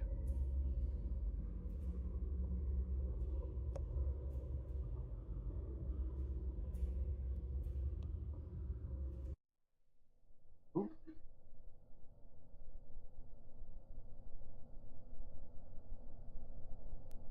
And unfortunately, it wasn't a crit, so it doesn't get ignite.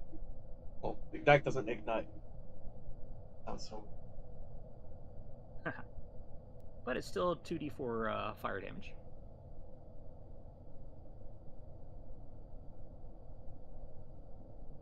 It's still 7. So, you hear a, strange kind of gurgling. You think you hit something. I hope that wasn't Hard you, to tell in that Ham. darkness, though. Sorry if it was.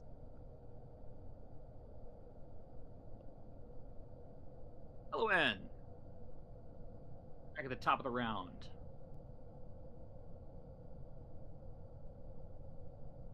Healing. Who are you healing? Gee, I wonder. Yeah, I do wonder. Who do Yeah. you see that you can heal? Hen. Oh, can I see Hen? No. Can I see Hen? No, you cannot see him. Well, She's in there somewhere. I'm gonna take out my jellyfish lamp. You have that telekinetic hand going right now, so you can grab that jellyfish lamp. Yep, I'm gonna do that.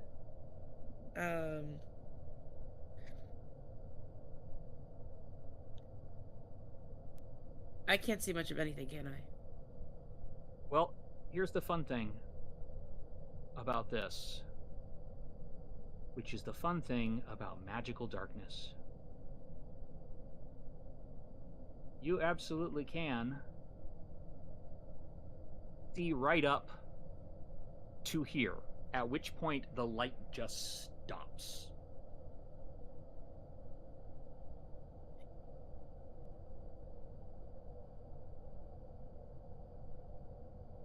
Can I like throw a spell into the space and hope I hit something? Not a heal spell. No, Not a spell that but requires a target. like a damage spell. A damage spell, yes. You've got a flat. Actually, is there any reason why you can't throw a heal spell? No, in this edition, there's not. You could throw a heal spell and try to hit Hen. Okay, let me see. You will be throwing it blind, though. You have the same mischance that you have with anybody. All right, let's give it a try. So throw it like a GM roll.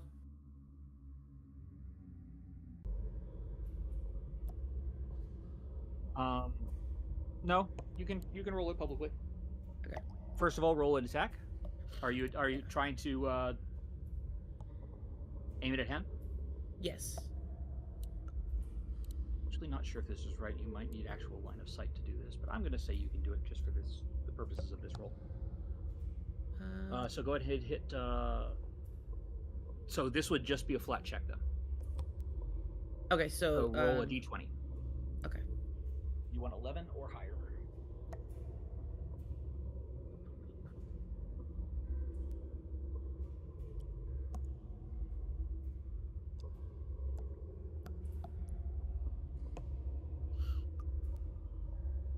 You do manage to blindly heal Hen. Go ahead and roll that heal versus living. See how much you get.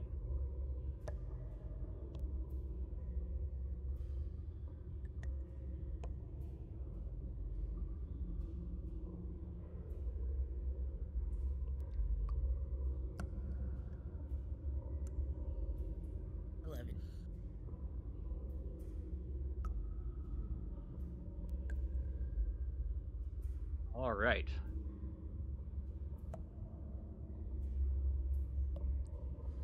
And you're conscious. Still in the dark, though. And it's like, I'm awake, I think. Nobody ever tells me nothing. It was one action to pull your jellyfish lamp, and it was 2 actions to heal, which means you are done, Elowen. Yep. Well, I'll tell you what's going on with this guy. Fire just came at him. And he does not care for that. And suddenly you can see it. If anybody wants to give me an Arcana or Nature check. But no, Oh, I it's want those. to shoot it. You do have a ready action, I believe. Yeah, yeah. Oh, yeah, you do. You do. Oh wow. Go ahead and target it and shoot it now that you see it. I'm going to be RB. This is time for my bad break. It's a very good time for it.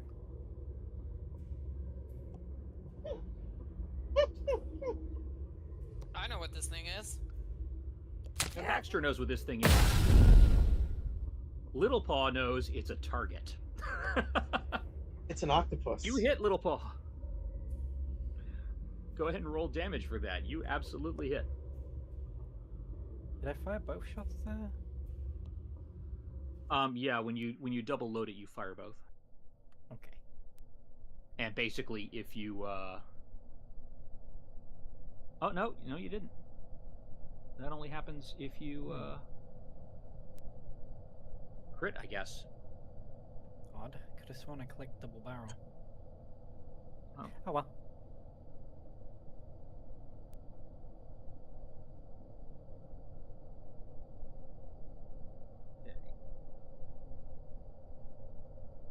So yeah, that's my held action.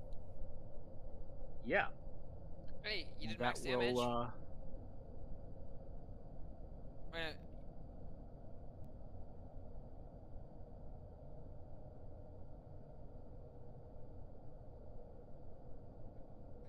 that takes you in initiative order.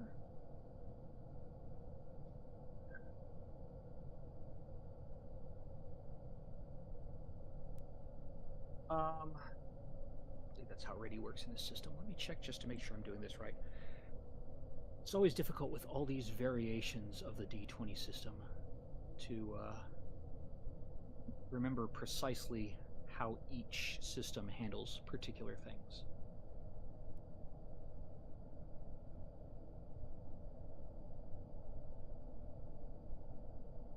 No, that happens outside of your turn and does not change your initiative order.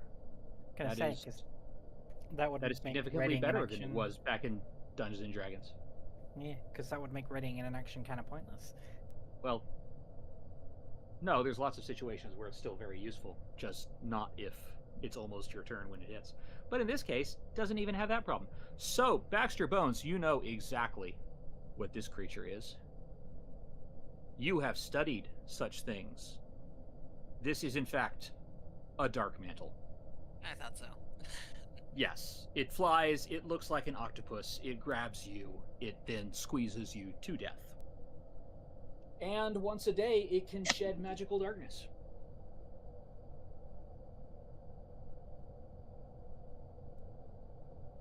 Which apparently it has already done. So, it just came out and got shot. Doesn't like that very much. However, it getting shot didn't actually hurt it nearly as much as Kara's Firebolt. Or Ignition. So it's still going to attack Kara.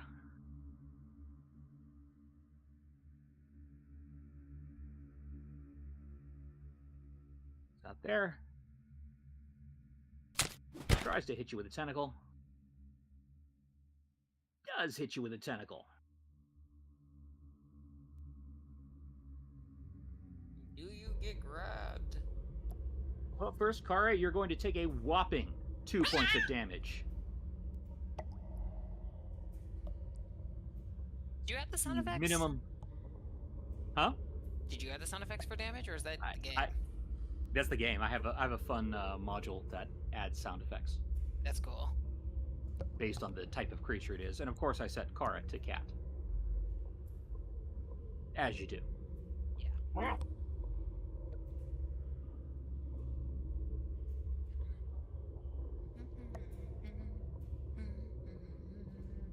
However, the nimble monk is too wily to be grabbed. Kara, you get hit with a tentacle, but it does not manage to secure a hold on you. And that is it for that creature's turn. Little Paw. You still got a round of the chamber, Little Paw.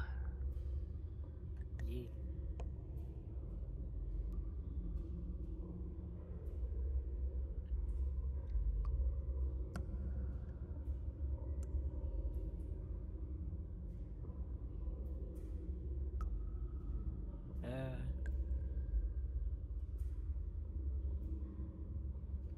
Pew. Oh, that sounds good. That's a big sound for a pew. Yes, that is in fact a hit.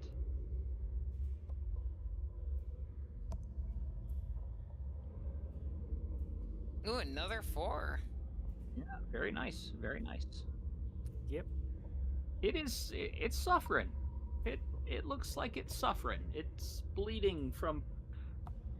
It's got burn marks and 2 gunshot wounds now. You know, it's not looking too hot. Little Paw, that was 1 action of yours. You have 2 more. Reloading. Oh no, reloading takes 2 actions because it's double. Only if rounds. Little Paw loads both barrels. However, if Little Paw fires again this round, it is at the multiple attack penalty. Yeah. I think it's best if you just shoot and then or reload. Reload both, but it's up to you, Little Paw. Make your choice. Do you click the one that says MAP then? Yes, that's multi-attack penalty. You take the one that's -5 or -4, depending on the type of weapon it is. That will unfortunately miss. That shot goes wild. That is an attack. That is your turn. The other one, let's see. How smart is this one? He's not particularly smart.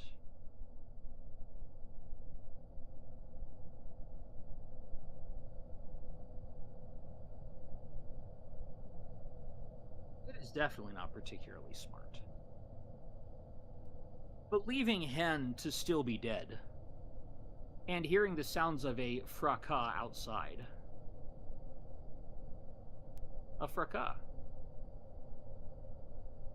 I'm just going to move out there and suddenly see Baxter Bones right in front of it.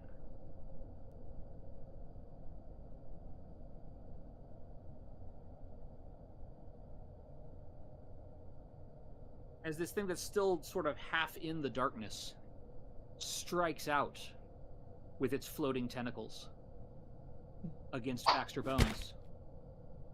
However, it will fail to hit. And so it will try again with a second tentacle. That time it will hit, but it has no more actions with which to grab, so it can only do bludgeoning damage.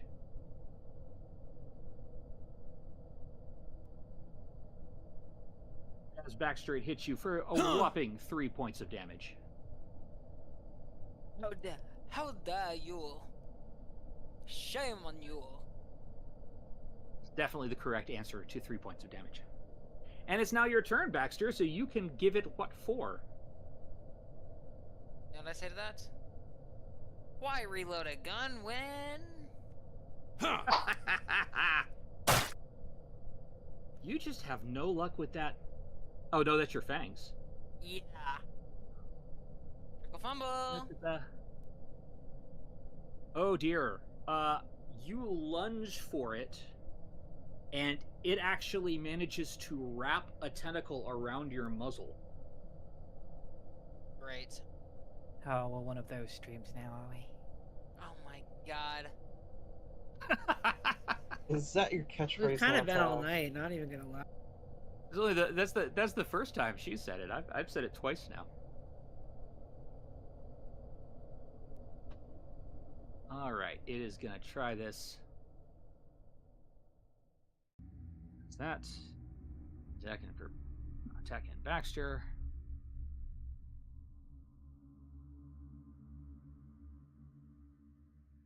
Oh, that's a good roll. That will barely succeed. So Baxter, it then whips the tentacle down. No, you're not grappled. It whips the tentacle down and slams you into the ground. Am I prone? Yes, that was actually a trip attack. Oh. Fun. Action number 2, I stand up. Okay, you do take a little bit of damage. You take 4 points of damage from hitting the ground. Action number 2, you stand up.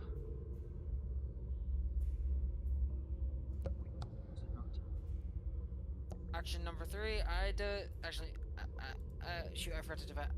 But stratagem, not what I meant to do. Because I forgot to ask, do they count towards being... You did ask, and no, because they seem to Oh, just yeah. be random monsters inhabiting. Yep, nope, I this, did not mean to click that. I'm trying to this ruin. undo... Yeah, ignore it. Alright, Okay. well, you know what? When in doubt... I'm gonna attack this dude. Okay, this will be The at the minus multi-attack 1. penalty. Yep. Yep, nope, that misses. Yeah, no, I That just will can't bite unfortunately people. miss. Yeah, the biting doesn't seem to be going too well for you. I'm a hound, which is funny because You are not a melee character.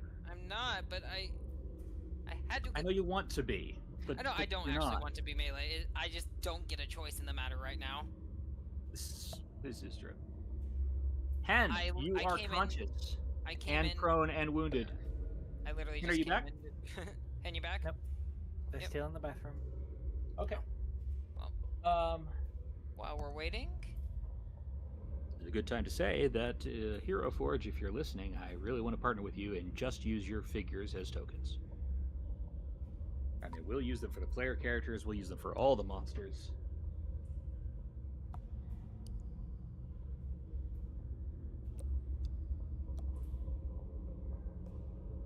Get back to me.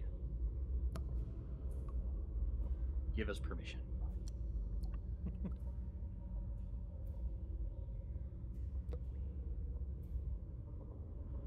Middle school jokes about tentacles is really as bad as we get here. I mean, we haven't broken a Twitch guideline yet. We have not, and we will not. No, you see. We will not break any Twitch guidelines. Yes, no, we won't. But no. You want to hear the missed opportunity I could have been? I could have been like an Ace Ventura style detective and been an investigator with a Florida accent. Oh, wow.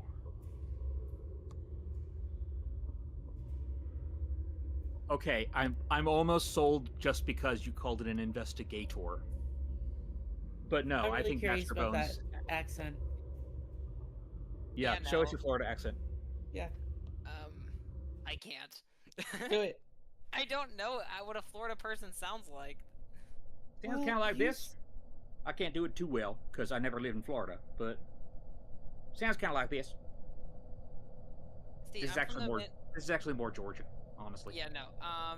Yeah. Speaking of Midwest, I was raised in Georgia. I know how they talk. you know, no, our lovely, lovely British person isn't here, so I can't tell them. I'm sorry for butchering their accent. I'm British as well. Oh, I forgot y'all are British. Yeah. Wow. I'm sorry. Well, I mean, only I matter, so. Oh, don't be mean to Tavier. Tav, forgive me for But forgetting hey, your Hen. Britishness. And you're back. Oh, you're Or back. Tav, Yep. Tav. Yay. You are prone. You are wounded, but you are alive with 11 hit points left. Okay, I'm still in pitch blackness. You are still in pitch blackness. However, you don't think they're next to you anymore.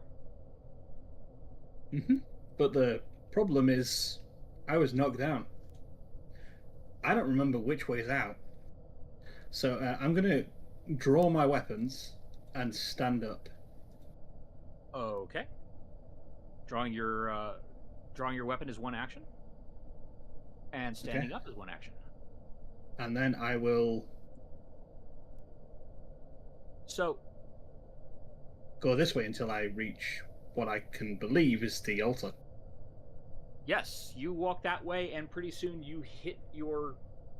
Well, let's see. You're a goblin, so that would probably be your shoulders, maybe. Yeah, we'll say shoulders. You hit your shoulder against metal. Ooh. That helps orient you, since you did get a look at this room before everything went black. Yeah. She goes, I'm at the altar. Good luck, guys. What you don't realize, Hen, is that you're the only one who's seen inside the room. It was pitch black when everybody else got there. What altar? We're They getting have married? no idea there's an altar in there. Kara, it's your turn. Tara's got a fury of blows. It's a new encounter, so it's refreshed, right? This is a new encounter, which means you can use your flourish again.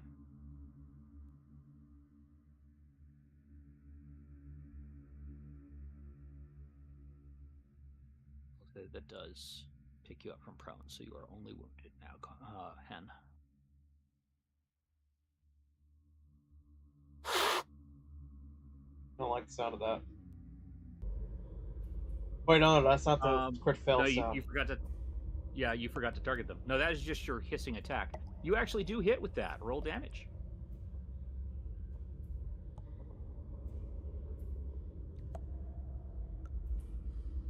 Your neon dice.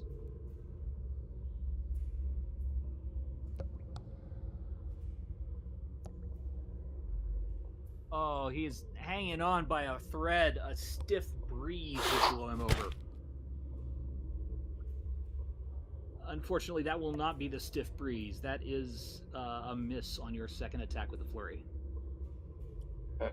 So that makes the next normal attack that's not part of the flurry a -5, right? -4 because unarmed attacks are agile, but yes.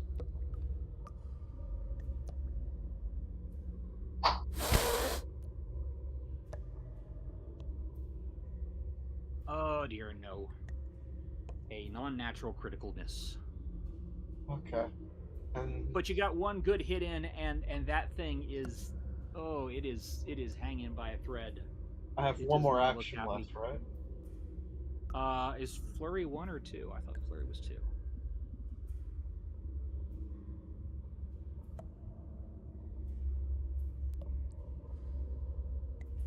No, flurry's 1. You're correct. You have one more action. You could theoretically take a second attack at a -8. Or a third attack, rather, at a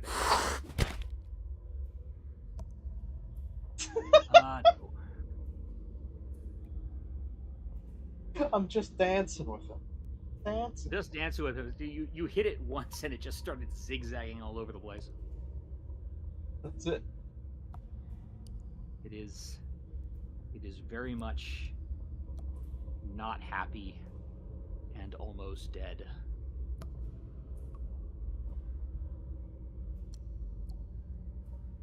What exactly does this look like?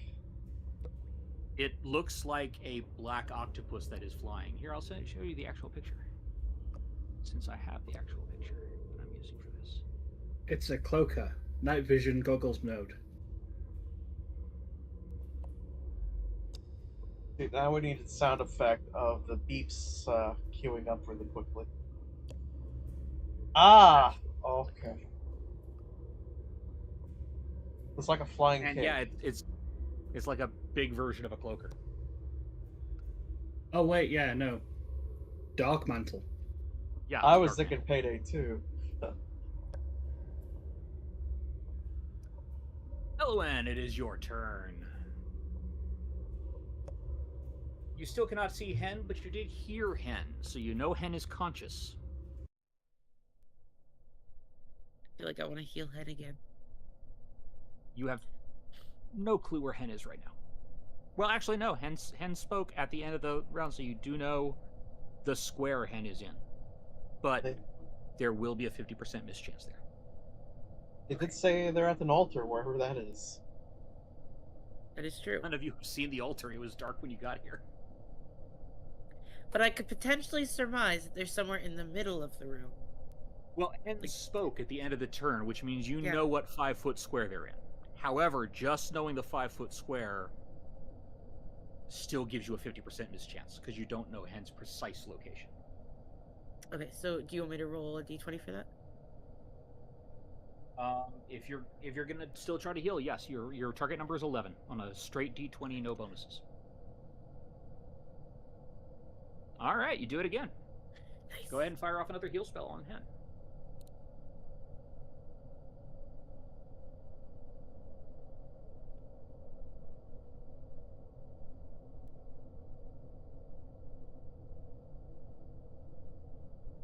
Oh. Cool, 9. That's still.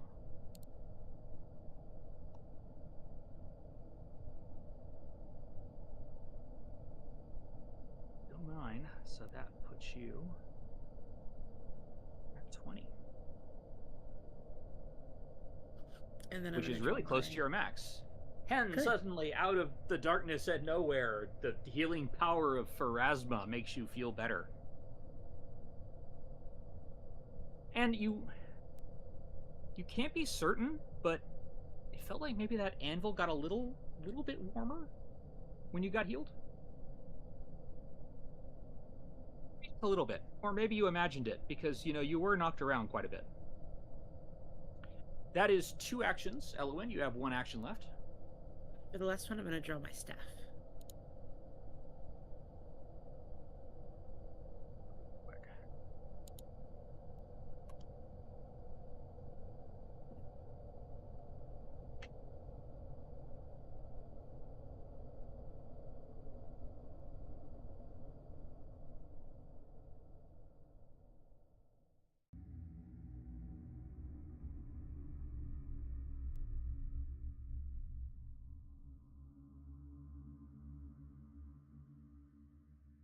Oh, that is a manipulate check. Okay, so something that I should have done that I was mistaken about. Spell casting is a manipulate, which means you will draw an attack of opportunity if you do it while you are right up next to the dark mantle like that, Elwyn.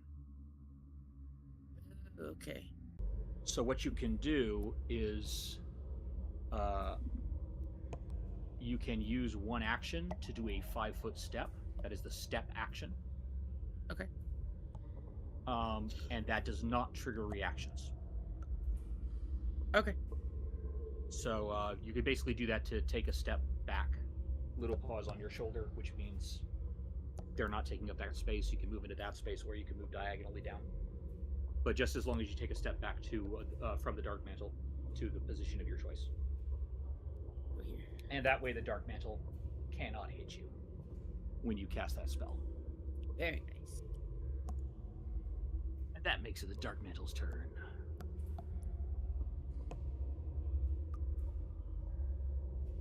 Kara, you brought it to the brink of death.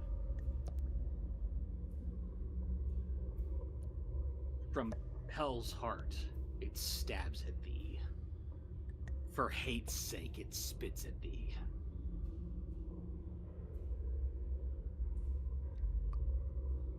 It's not a very intelligent creature, and it's just mindlessly attacking at this point.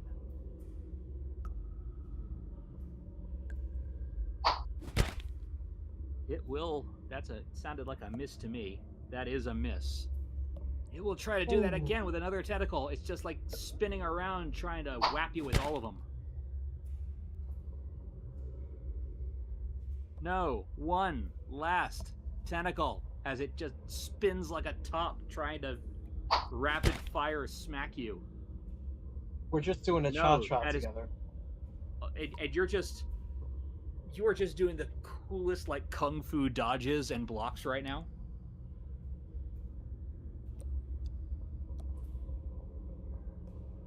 You look really awesome.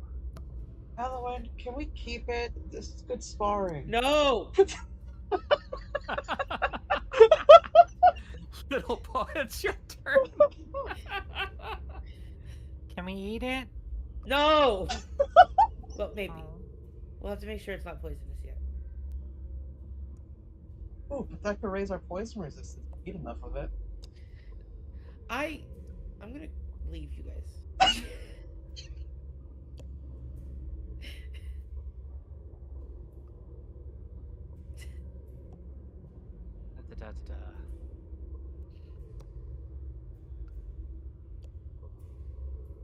Little Paw's gonna reload, and then yeah, shoot it again.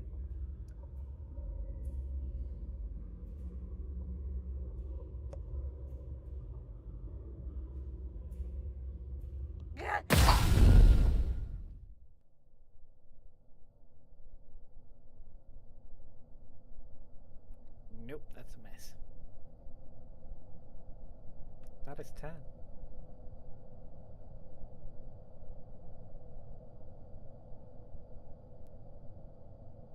That's all. So okay, a miss. Wait. Yeah, I reloaded twice and then shot. So that's all my actions. All right.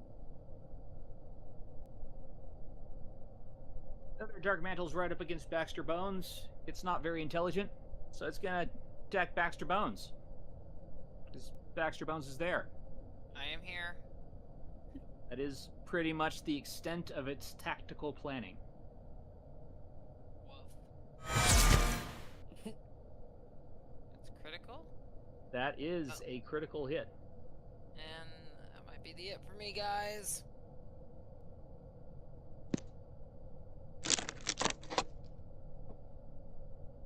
It is not.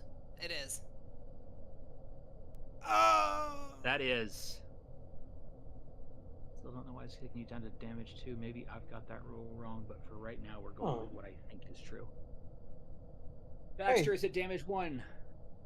Which added a nice new feature.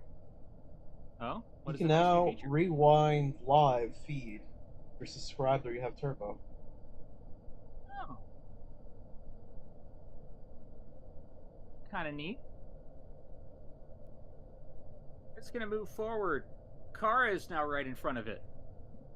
This is the extent of its tactical planning.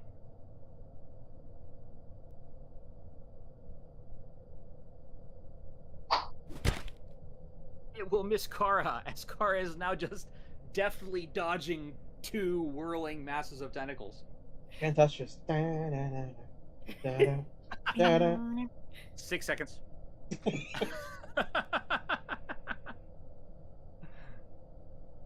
Hen, it is your turn. You are still in the dark. But you are now oriented to the room.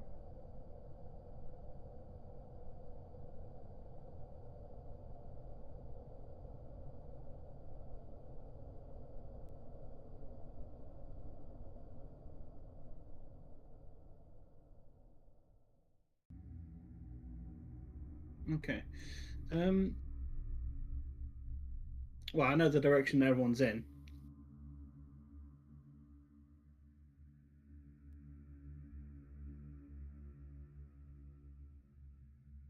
Yes, you are oriented to the room, which means you know roughly the direction of the doors. I'm going to attempt to go out.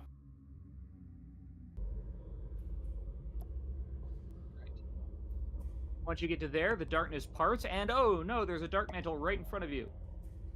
And also a dying second Baxter Bones. I'll take the Dark Mantle. I can't heal anyone. Alright. So, it wasn't an octopus. Still bloody ugly, though.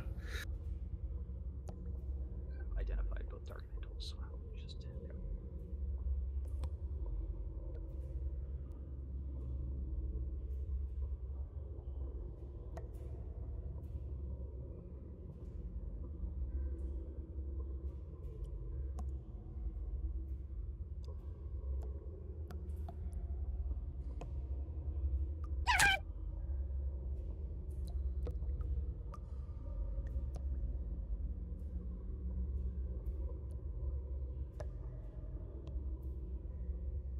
Uh, 20. all right, that is a hit. As your dog slicer cuts into flying calamari. 7 damage. Yes. It's wounded. It's still not very bad yet because that's the first time anyone's hit that one. That is 2 actions for you, Hen. What are you going to do with your third?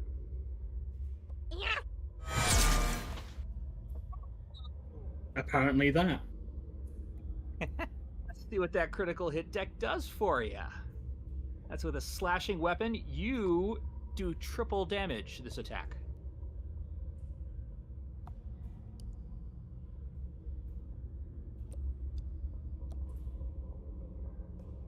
I mean, 12 is 12.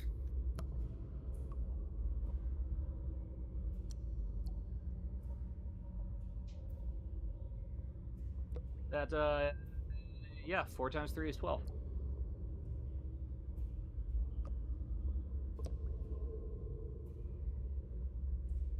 And it is now hanging on by a thread as that second one. I think you might have lopped a tentacle or 2 off with that one. It's still alive, but just barely. They're hanging by a thread. Kara, finish them off, please. Well, I don't have flurry anymore, so No, no. Watch card critical fail and hit me. it's Dragon Stance. Dragon Stance? Dragon Stance. Why is it not going into Dragon Stance?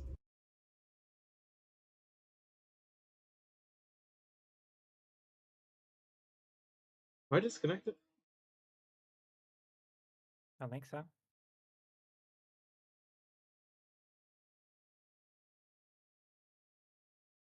Reload. I'm clicking it, it's not like popping up or even doing anything. Maybe we lost Serpent? Maybe. They haven't responded in a bit. Serpent. Game Master.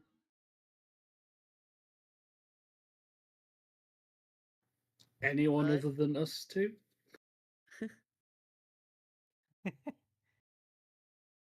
Baxter. Yeah, okay, I'm that's here. probably why. We're disconnected. Yeah, we lost Serpent. It's like I'm refreshing the game. Yeah, but if Serpent went off, then we won't be able to get in. Are we back? Ah, No. hi. We're back. Sorry, my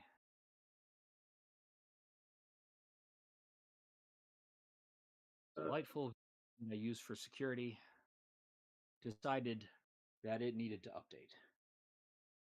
Okay. Amazing. Right. Let us know when it's back up. It is back up. Let me check the tunnel. Yeah, the tunnel's up. Yes, we're good. We all need to refresh.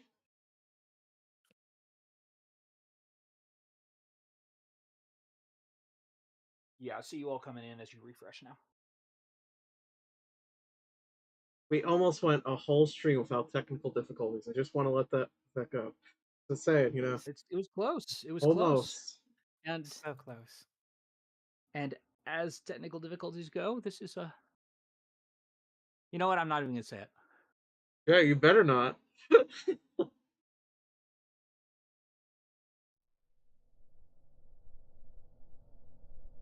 Okay, so I was trying to go into. Oh, there we go. There's Dragon Stance. I see it active now. Yes. That's one action. I have two more for attacks.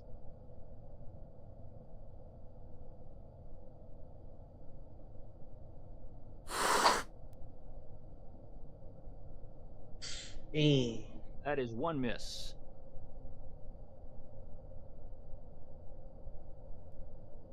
I'm loading back in. If I switch to a different attack, does that still have disadvantage? Or -4 rather? Yes. If you do a second attack in a round, that has the multi-attack penalty.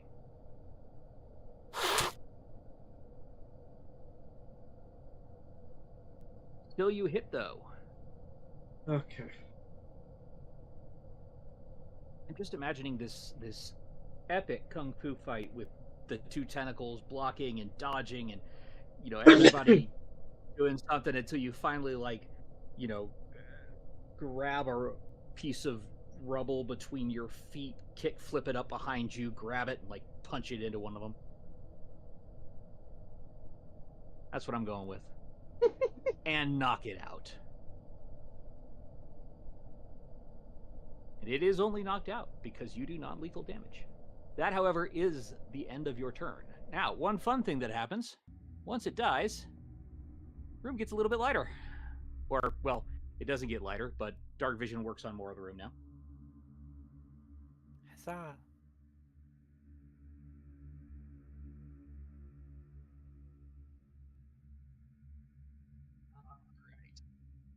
Tar does not like Evelyn, it is seeing your what turn. it was like to be a blind monk.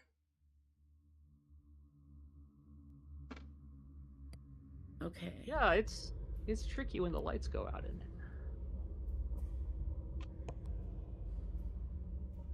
Baxter is. Let me see. Are you visible? Yeah, I'm Yeah, here. the dark mantle is literally floating over Okay. him. I'm moving the dark mantle just so you can see Baxter. Okay, sorry about that. I'm gonna heal.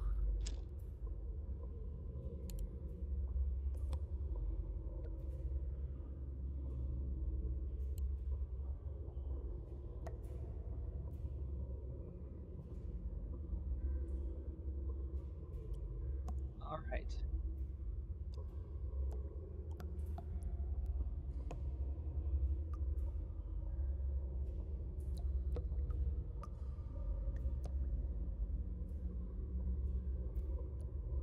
Baxter, you're conscious, but you're also prone, and also there are tentacles right above you.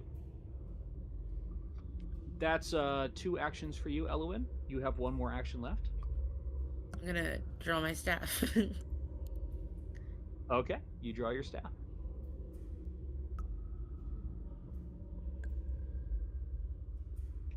Extra bones. There are tentacles right above you.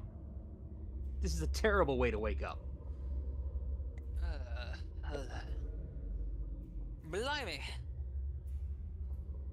He just shouts as he jumps up, moves the tentacles off of him. Just like pushes them to the It side. is flying 5 feet up, so you can It's still technically above stand me. up. Okay, it's still Yeah. alive. Okay. Yes, Alright, The, in that case, I'm gonna shoot it. barely. You are, second. A good time to figure out how they handle firing in melee. I think that is probably still... Oh, I'm still melee? Then I'll just bite it. That's what I'll do. Yeah, it is literally flying immediately above your head.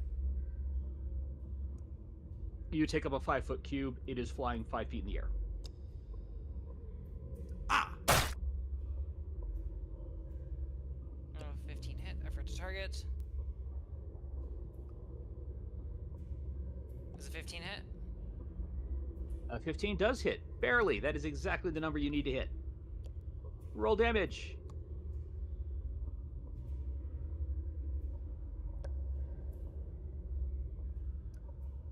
All right. So the good news is you kill it. The bad news is you kill it while it's right above you and it lands on your face. Take damage?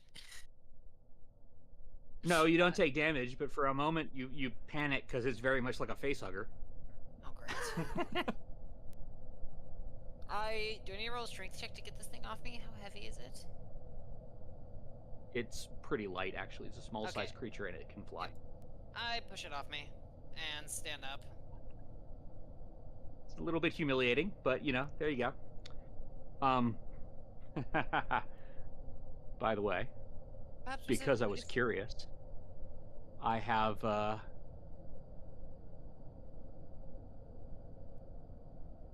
grabbed an old source book about eating monsters.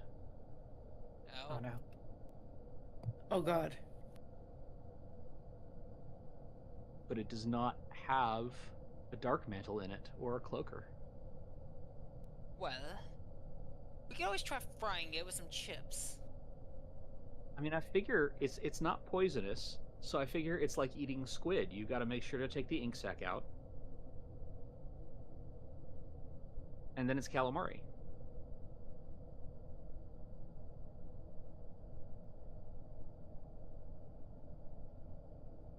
I don't like that.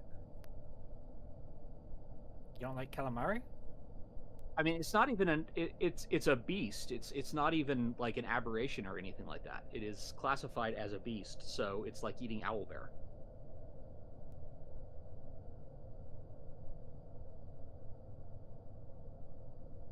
So it's more flesh than fabric looking?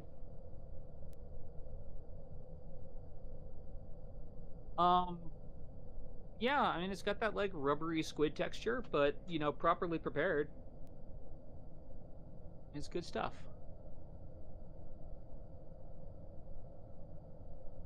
Hen is going to pick one up and just Here we bite one of go. the tentacles off. Dark mantle pitas.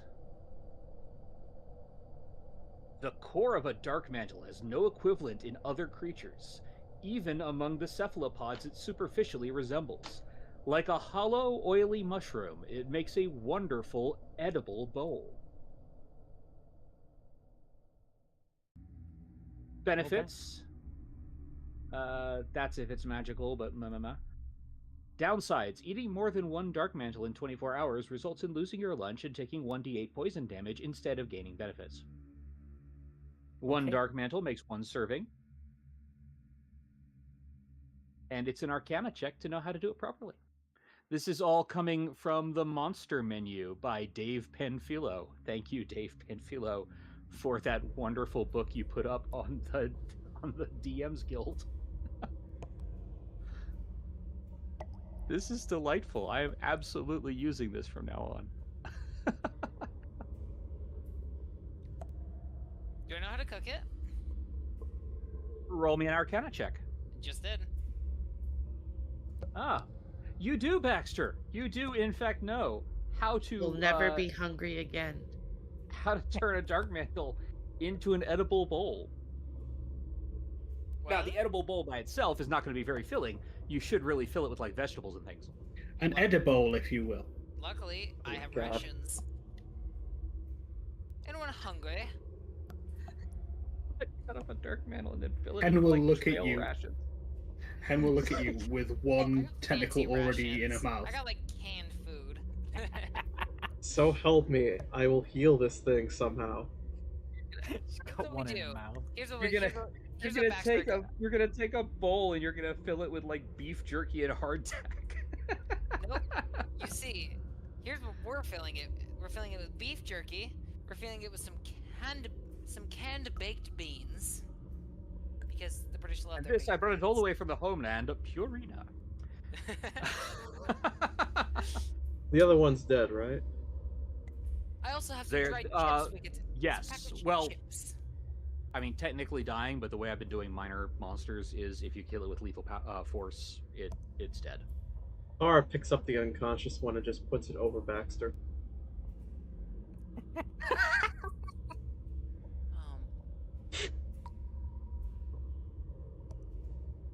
Why are you handing this to me?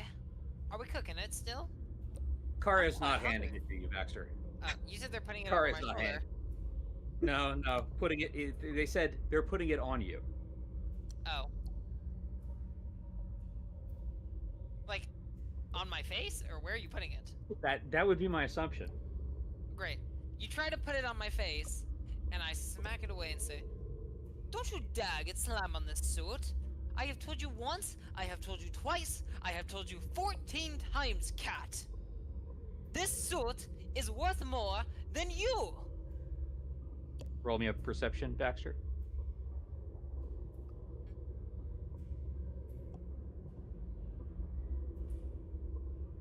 Boop. I'm gonna give it to you anyway because it's funny. Okay. At this point, you've been critically hit in the suit. You've been knocked prone on a dusty, dirty ruin that hasn't been cleaned in several centuries in the suit. And also, you had a dead one land on top of you. You know, oozing blood or ichor or whatever it has. Suit's not looking too good, buddy. I'm just trying to even out the Okay, stains he you already doesn't crash have. out. The diplomacy check was to see how high I crash out. Suit's kind of... Suit's kind of mangled. Or like, actually, like, his face drop, like more than a dog normally does. Like, Besides, he makes like a whine sound and is like, "God damn it!" Which Ah! He besides, picks up a rock and he throws it down this hallway. don't you normally Which direction? train dogs by putting the food on their nose? This way. I don't see your ping. This way. North or south? I'm apparently not moving when I'm trying to move. Oh, Last No, connection. that's because you're still prone. Oh, Get connection. there we again. go. That way. Oh, this way. Okay. I'm just throwing it down this hallway. Okay then. It goes clatter, clatter, clatter, clatter, clatter. Into the darkness because the jellyfish lamp does not go that far. Yep. Oh, right. The other one's dead too, which means I can get rid of that other darkness. There we go. What? So, Remind me to find a Taylor when I get out. When we get back to that town. Why? She's gonna get tattered again.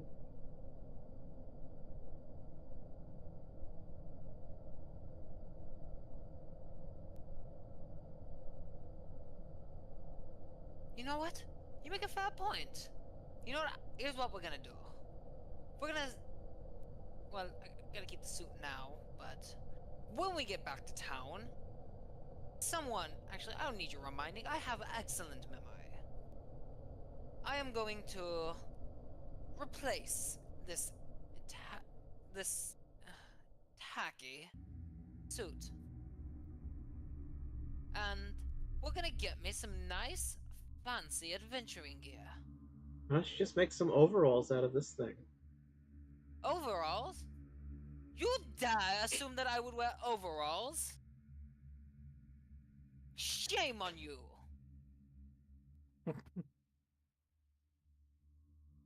Overalls, apparently ruins make extra stuffy. I am far too distinguished to wear common peasant's clothes. You don't really look too distinguished right now. That's because there was a fucking octopus on me.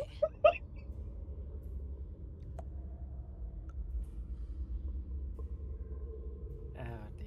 And I have the decency to not drop my clothes like the stupid cat. As he just stops And inside. while this argument is going on, what are you doing? I'm just stomping inside, and then I'm going to investigate the area. Okay, Distract I'm myself. asking Hen because I haven't heard from Hen in a little Hen, while. sorry. And what are Yeah. you doing? I missed it. When that all was going down, Hen's going to like look around, realize that the room is no longer pitch black, and go actually look around the room while that argument's going on. Okay, go ahead and roll me a perception check. Baxter, as soon as you leave the area immediately around Elowen, you can't see anymore. Oh, yeah. Because Elowen's got the only light in the party right now. Yep. I'll stay. And just argue. Jellyfish angry. lit for the win. Just gonna be angry. Where's the light not going? Hey, Hang chat, on, can we Elowen, get a I'm gonna valid move you to crash figure out here? Why is it still stopped there? Yeah, I'm not seeing anything.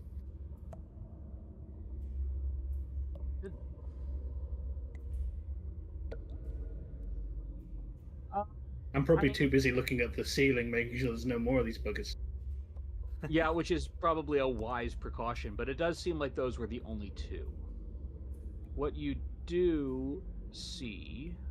on. There we go. You do see around this old shrine, even with that check.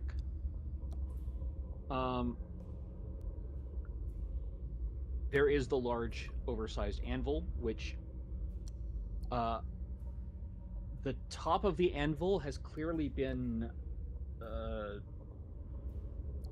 mangled, like someone took a hammer to it or something. You can still make out, however, 5 small depressions set into the anvil. And those do not look like they were carved out or hammered out. Those look like they were designed that way.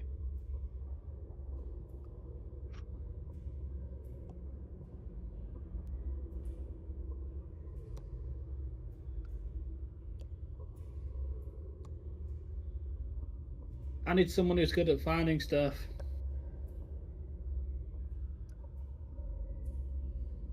Make me a religion check, Hen.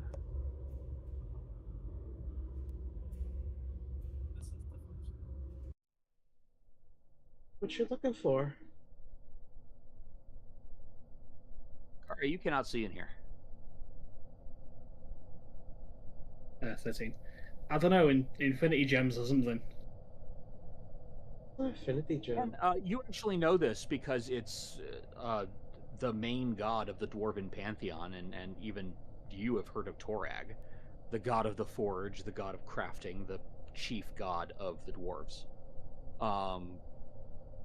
This is pretty clearly a shrine to Torag, or was a shrine to Torag before it got beat up like this.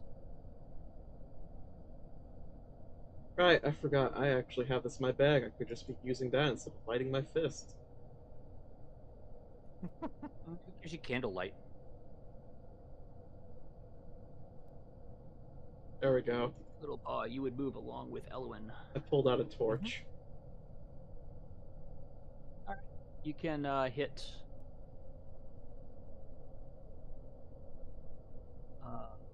the torch's lit checkmark under your actions tab, and that will Isn't automatically it shed lit? light. No, you have to hit the checkmark. Where is that?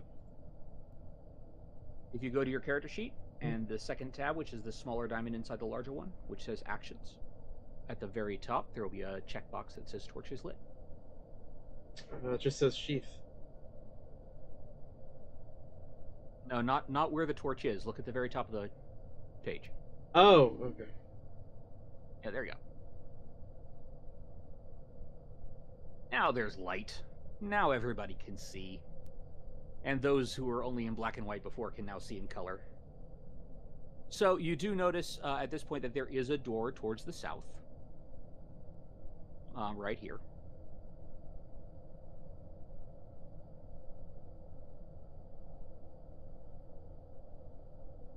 Hey guys, there's a door.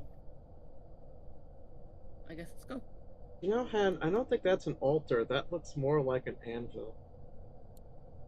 Gosh, Yeah, Tara but has the full power of the sun on them. As Car opens the door, just casting that Okay, shade. what you see in here. First of all, the ceiling in here is partially collapsed, which means it's partly open to the sunlight. Oh, that's a pretty far drop. Actually, no, it's not very far at all down there, but it does look like very stagnant water. Something's moving in the water. Yes, those are sort of scummy bubbles. Okay. They look like slimes. Ah! So, the main double doors leading into this chamber are shattered and broken. One of them's lying on the floor. The room beyond is in an equal state of disrepair. This was clearly once a library. There are still shelves up against the wall, but it's now a shattered mess. One corner is completely collapsed. There's a wide pool of stagnant water. There's fungus and mold growing over everything. So sad. Poor library. Go ahead and Kara, since you walked in there, go ahead and give me a perception check.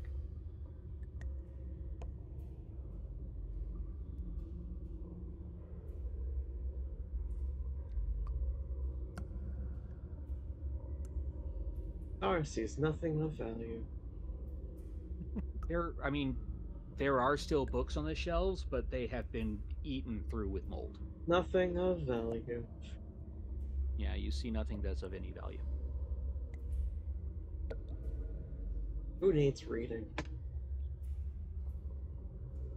Not you.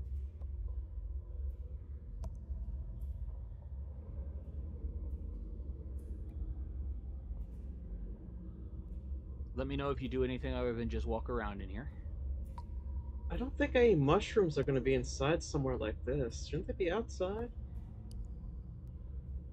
They grow on rock, remember? Near iron.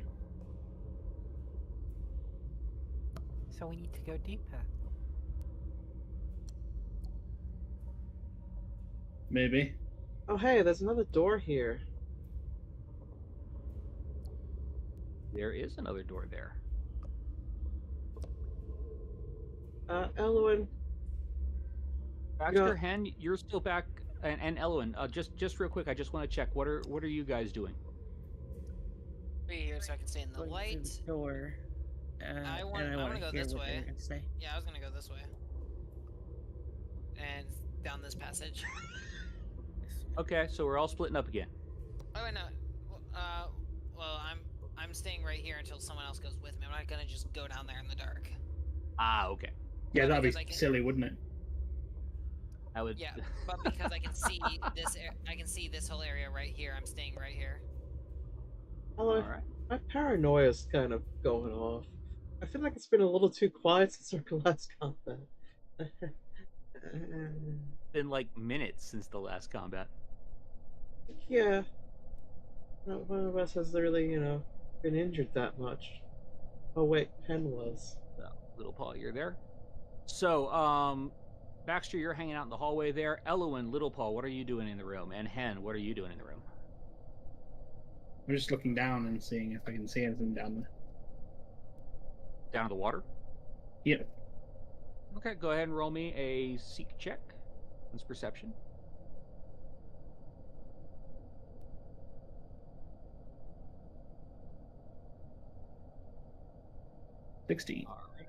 Are you just looking, or are you gonna actually try to like get down there? Because it's like scummy, cloudy water. It's all stagnant.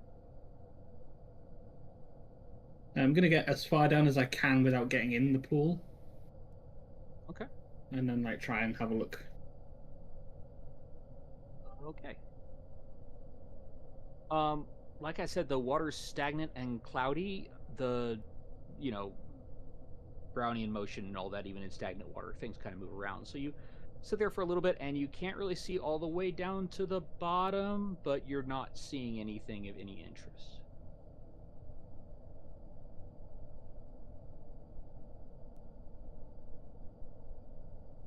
Yeah, definitely looks like there's nothing down here. Elwin, Just gonna Little Paul, like what are stand you up doing? and dust herself off. Little Paul, what do you want to do? One sec.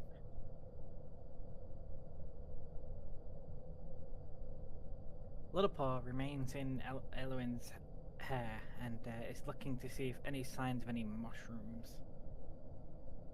Go ahead and roll me a search check, Little Paul.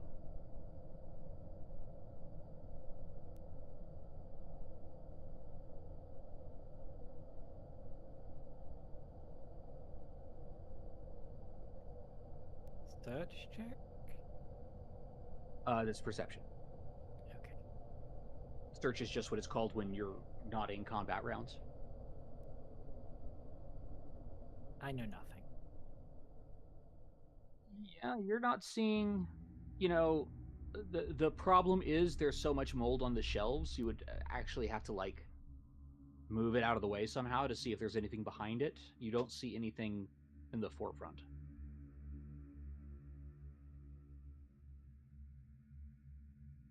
We should look for our way down. Because we're first level, and I know everybody's getting used to the system. I just would like you to remind you that you do still have party members who are down hit points, and you do still have party members that are wounded. And being wounded means they're going to jump straight to dying too if they go down again.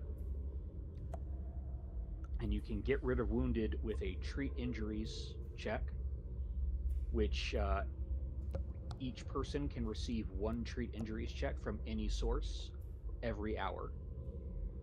Right. Or you can get rid of their wounded by taking them up to full hit points. By any means. Okay. Who needs to be unwounded?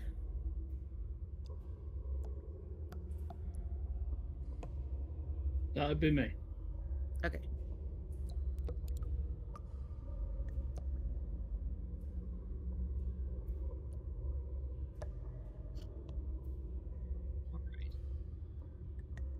A treat wounds check is a medicine check. It did I takes 10 minutes to do. Okay. Did I roll the right thing? What's that? Yes, you did. You rolled Okay, medicine. perfect. That is a 24. That is successful. So Hen is no longer wounded, and also you're going to heal Hen for 2d8, which Hen is only 1 away from full, so that's just going to heal up Hen.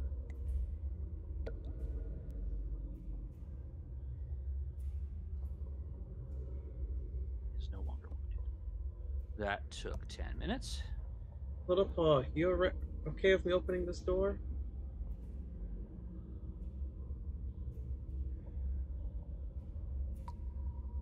Kara, if you choose not to mention it, that's up to you. I do want you to know that you are pretty wounded right now.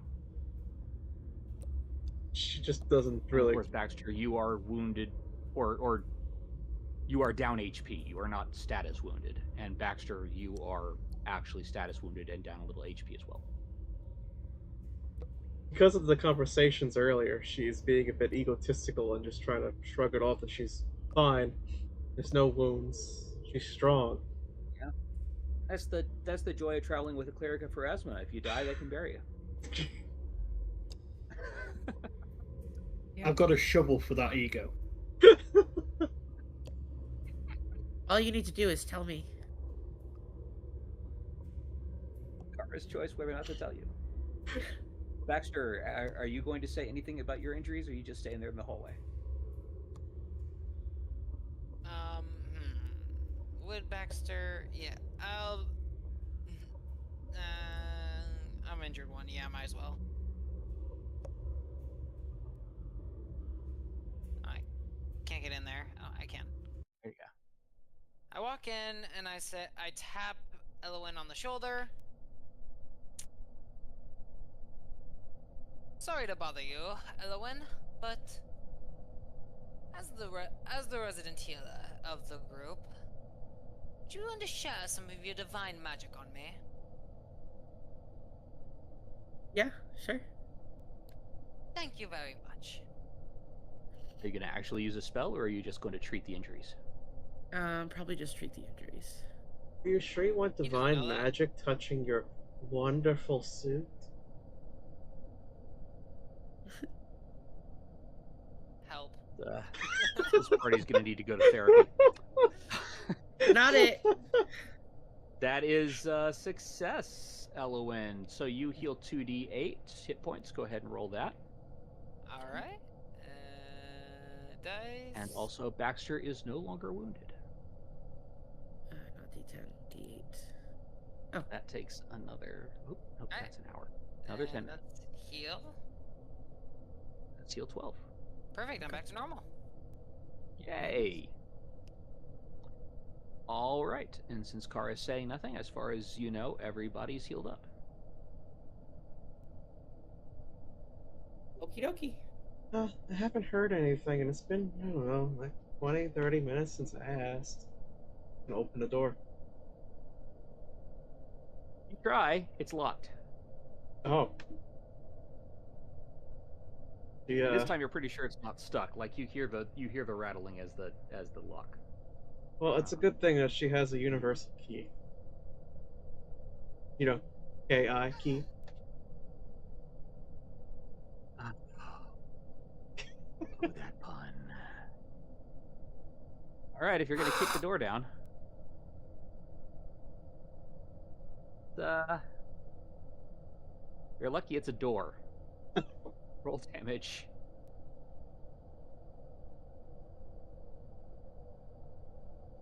Is it ajar now?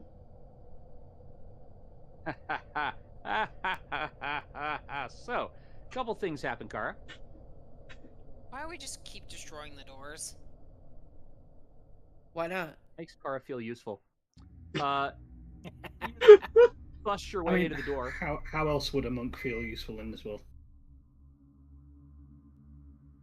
And give me a reflex check, Kara. Reflex save. Why? What happened with the door? You're about to find out. Where are my saves? We have exited the fuck around phase, and we're now in the find out phase. Yes. essentially, Where yes. is reflex save on this? we've On your had those front yet. page, on the sidebar, over to the left side, There it is. there is a reflex dice.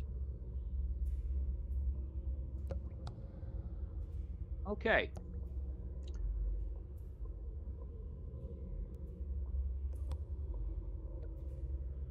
Hang on, I need to check this real quick.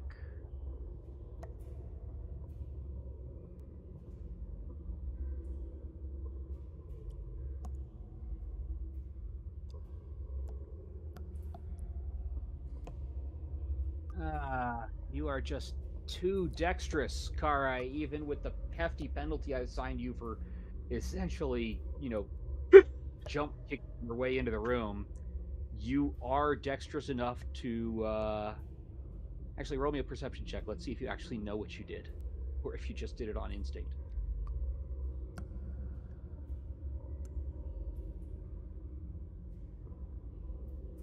Yeah, you're in the room, Kara. But I don't know what I did. So you proceeded I mean, to what you did, drop kick what the door. you did was, yeah, you drop kicked the door and it smashed open. Okay. You are now in a room where, let me describe this for you and give you a nice picture to look at. This small chamber appears to be some sort of sitting room, complete with a single table and a pair of chairs, both in relatively good condition. Is the Resting turkey atop the table is a half-eaten crow, next to a crude knife and a cracked mug. The meat on the crow is not rotten.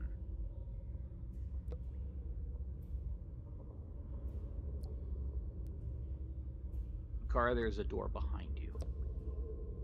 Well, the door is open. It's safe to come in. I'm gonna open this other door. I'm glad to see we've learned nothing. It's much more interesting that way. I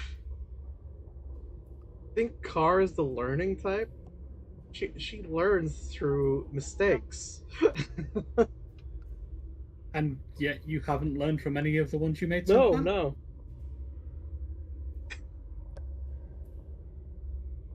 Oh, it opened right up. Yep, this one opens right up. Give me a second there. Stay on that side of the door. Okay. As you open it.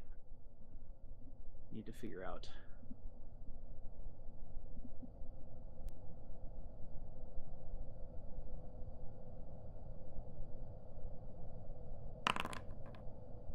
I hear dice. Isn't that interesting? But I don't see the dice. Stay there. Almost like you don't get to. Yeah. Well. If it isn't We're gonna get some description here. If it isn't the consequences of Kara's actions. So, what you see in here. Got another lovely picture for you. Having way too much fun with Dungeon Alchemist. Is that where all This these things small are from? cramp. Yeah, I actually created this map. The map background there, I created that in 3D in Dungeon Alchemist, and it's got this nice little thing where I could go into cinematic mode and take pictures from within the model. Huh. Which is pretty darn neat. That This is small very cramp- fun. Yeah. This small cramped chamber holds two beds, one of which is covered in bird bones, a small sack, and an array of old tools. The other bed is covered in a kobold. Living or the bone deads? Oh, very living. And in fact, the roll you heard was a secret perception check. He's not going to get the drop on you because he didn't have enough warning for that. You basically kicked in the door and went straight for his door. But because he did hear you kick down the door, you're not going to surprise him either. We are once again in initiative, as he's going to pretty much be instantly hostile.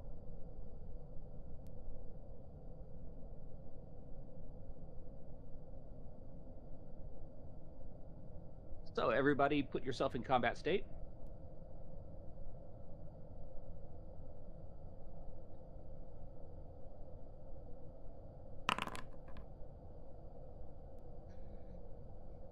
That is a interesting looking kobold. Isn't it? Is this this is actually this particular kobold from the Pathfinder Second Edition. I just don't get to Remake. go at all today, apparently. Isn't it great when that happens to the fighter? Isn't it great when it happens to the non-wounded fighter and the person in front Yeah, of the enemy yeah. is the wounded monk? Yes, the one who decided not to talk about the wounds. Yeah, you know, this guy looks a little interesting. That is actually official Paizo art for this character. Wow. It looks like a human's wearing a kobold head at a furry doesn't- convention. That is Doesn't it? exactly what it And looks yet, like. and yet, this is the official kobold art, the official Paizo art for this particular character. Apparently, I need to audition for a job at Paizo if this is the art they accept. I will say, generally, Paizo's art is much. Actually, I'm not going to say better. They went for a sort of Pyramid interesting, head? stylized kobold thing for this this particular. It's certainly interesting looking. Yeah. Anyways, everybody's in the carousel, and here. Like they could have just shaved off the head right here, and it would have looked much better. So, Little Paw, you're up first. The problem is that you're on Elwyn, and Elwyn is all the way back there.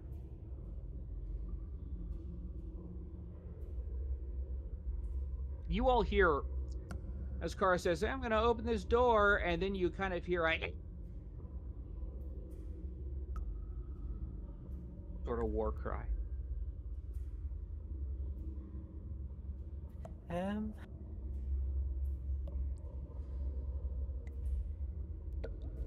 Little Paw is going to reload her guns. Or her gun, I should say.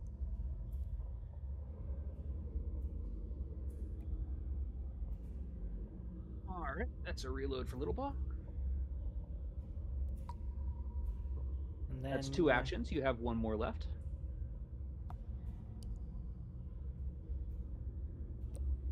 And then sheath the gun. You're going to sheath the gun still loaded. Okay. Mm-hmm.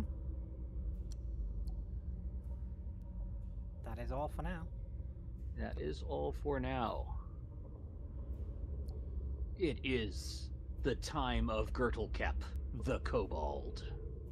The moment it comes into reach, I say, your mother looked like a cow, and your father smelled of lindenberries.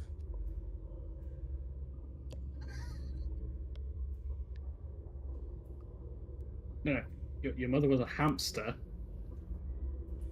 and your father smells of elderberries. That's what it is.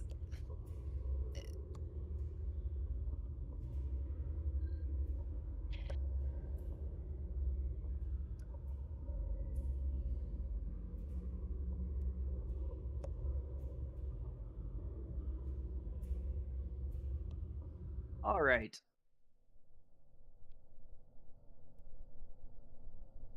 This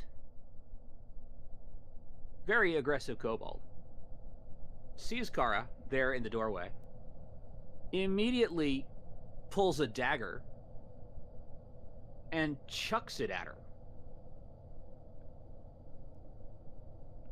Ranged combat? Ranged combat. What does the kobold shout? Actually, you speak Draconic, don't do. you, Kara? In Draconic, the kobold shouts, "Intruder! Come into my home, You cut out. What did it say? Intruder! Come into my home! Threaten Girdlecap!" Oh, sorry. We didn't know anyone lived here. He replies back in Draconic.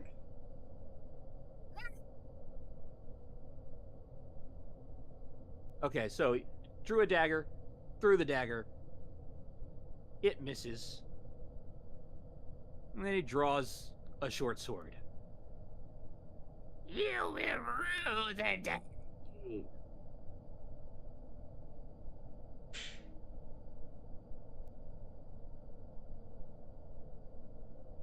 And that's all for Girdle Cap right now.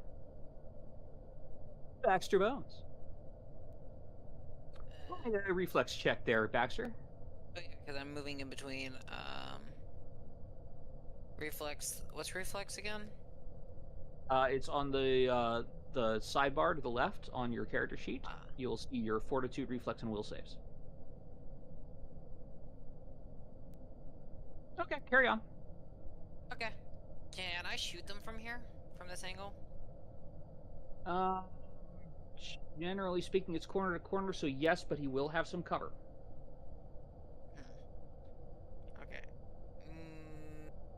Instead of moving up here, could I move here instead so I can shoot them?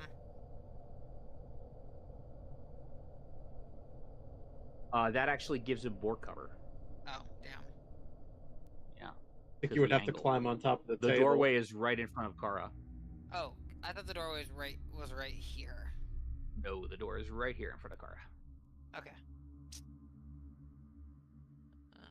Screw it.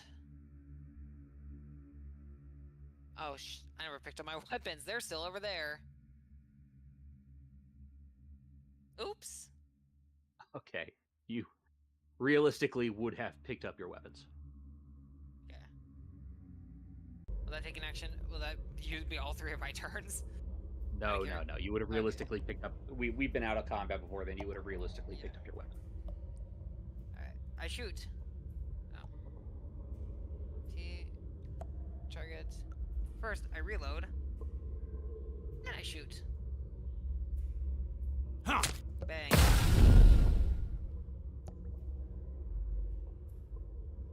Hit. Roll damage. Yes. Boop.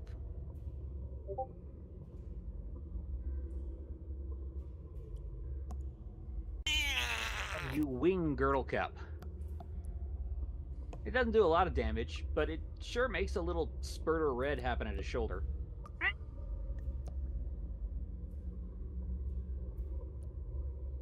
Alright, and that's Still actually speaking in Draconic, which I believe only Kara speaks Draconic. Yeah, I do not speak Draconic. Wait, do I? Actually, I don't think I do. Languages... Oh, you do? I do? You do speak Draconic. Oh, I do. Hell yeah. So you and Kara can understand it as he just starts, going, Boomstick! You come in here with Boomstick and shoot Girdle Cap!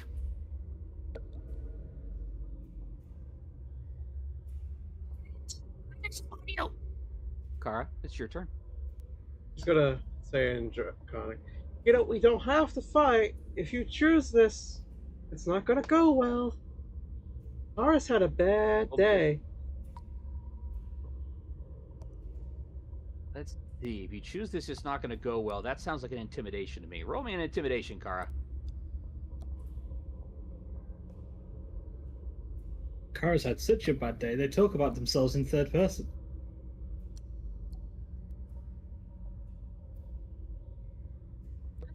It's not a terrible intimidation check, but it's just not quite enough.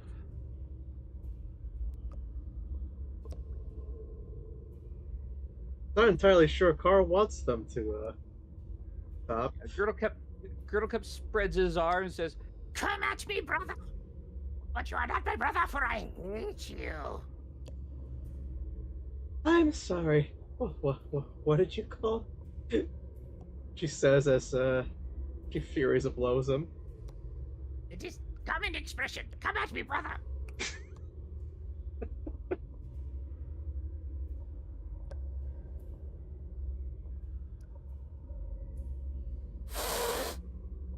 Verily dost thou lift. Apparently that has really annoyed Kara hearing that.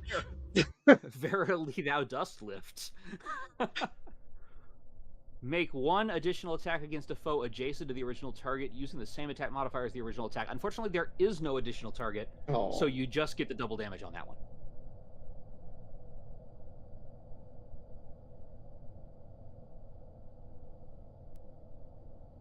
is.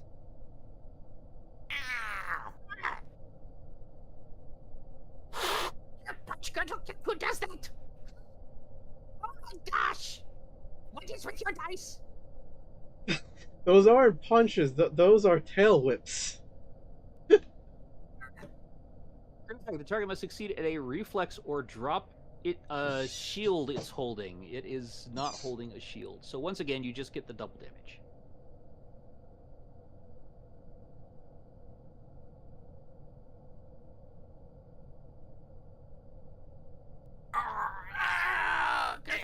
Kip is vanquished. Well, they're just unconscious. Yeah, they should be. I don't know why it set them as dying. Maybe because you critted. So once they're out, she's gonna cuff him behind his back and tie him up. I pull out my gun and shoot him in the head. Oh, Seriously? No, I'm joking. Okay. I was saying, you can't say this one is not intelligent. Like Baxter, When Hen gets there, she'll kill it's a him. bit much. No, I'm not gonna kill it. Baxter would never kill an unarmed, a downed prisoner. Yeah, I just want to know that you like burst into his room. You threw a knife at Kara because Kara burst into his room, and then you proceeded to beat him unconscious and shoot him.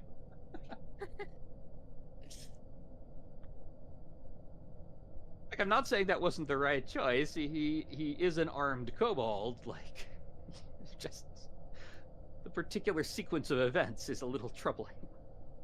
Kara's gonna track him back over here, put him into the other chair, and just eat his dinner, waiting for the kobold to wake up. Crow's kind of greasy, actually. I don't care about the message.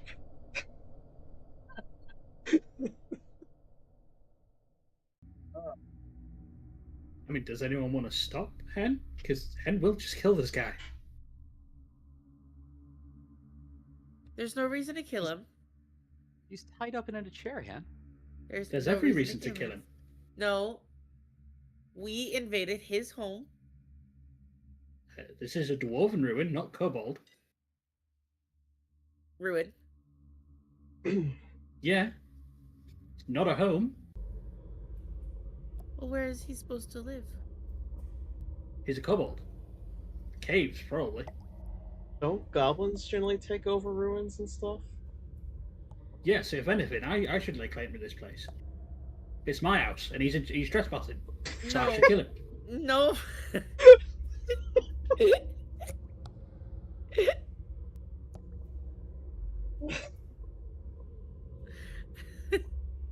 Maybe he knows where the mushrooms are.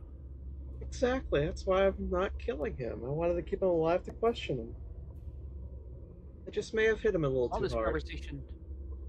While this conversation's going on, Baxter, I noticed that you're in the dark since all the torches have left.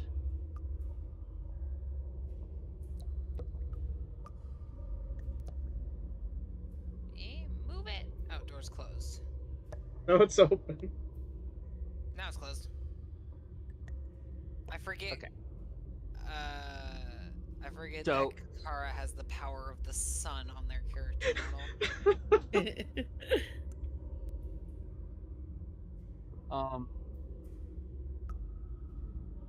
It's a torch. That's what you'd see if you looked directly into a torch. You shouldn't do that. Why is their torch so bright? Because I buy the best torches. The brightest. And I may have put a little And back guano on it. You said he's tied up, right? And handcuffed. He is tied. Well, yeah. Make me a thievery check, Kara, to see how well you tie him up. Thievery? Yeah. Okay. Thievery is how you handle tying and untying ropes. Like, it's called thievery, but it's not necessarily criminal stuff. It's really anything that has to do with, like, fine, dexterous movements. Yeah. Still, 22. It's pretty good. Yeah, good, solid knots.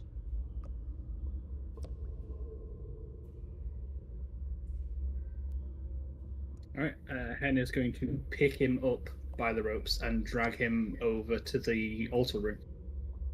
And as you enter the room, make me a reflex check, please. Reflex save.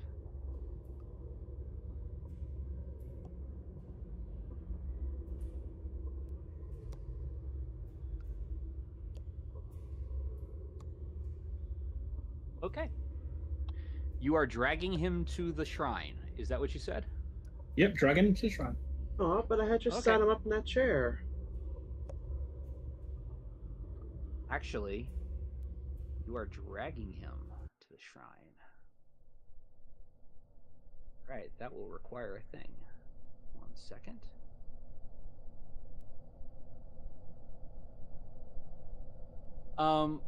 Apparently he's on a chair, Hen, so give technically me I'm a- dragging the chair. Yeah. Hen, give me a perception check, please.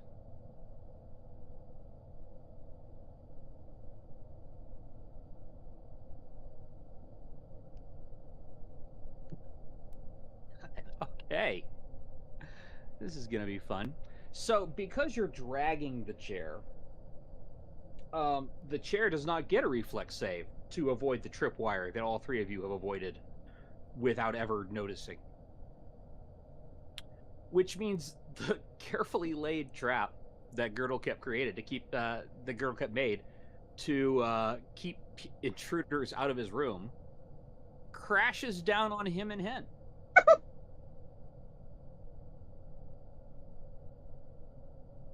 So, as that's happening, Kara's This gonna... will be. He's like Girdle kept unconscious, so he's going to take this in the face. But Hen, I need you to make me a basic reflex check. Basic means it's the standard. If you succeed, you take half damage. If you critically succeed, you take no damage. If you'll allow this, Kara would just like to say to Elowen. Nope. Oh dear. Elowen, maybe you should heal him before he falls and hurts himself in that chair. Oh dear.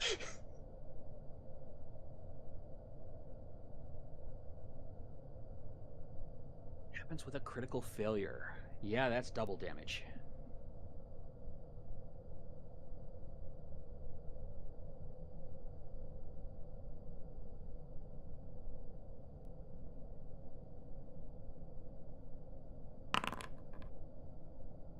The kobold's dead, aren't they? Not necessarily.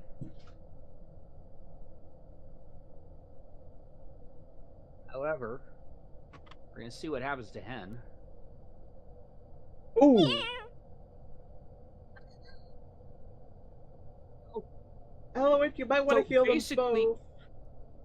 Basically, up in the darkness of the roof, there was a net with lots and lots of rubble in it and a small anvil.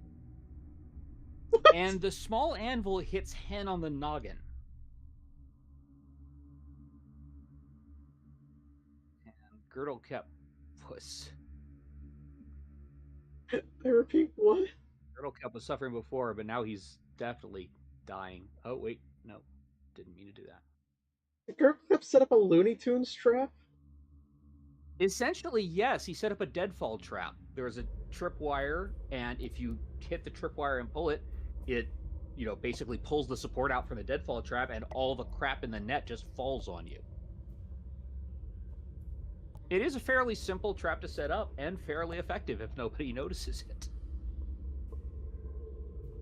So apparently I need to make a kobold trap maker as my next character, because this one is definitely going to die soon. One way or another. Okay, so you're both now on the ground, prone, covered in debris, a lump rising where the anvil hit Hen in the face. Elowen, you're just kind of sitting out there, and you see Hen open the door, begin to drag an unconscious kobold in a chair, and then suddenly, boom, the ceiling falls in. What are you guys doing? Teleport's gonna squeak and go. Hen does not get back up, by the way. And Lopez- Kara and Baxter, keep in mind that the ceiling has just caved in, like, right next to the two of you. You are barely out of the drop zone. Kara's just... Lopez, I'm going to move Girdle whatever out of the way and pull Hen towards me. Wait, but then I can't heal. Oh wait, never mind. Yeah, no, Oh yeah, I forgot. I didn't realize you were right there. Yeah. Yeah. Little pause gonna make a startled squeak.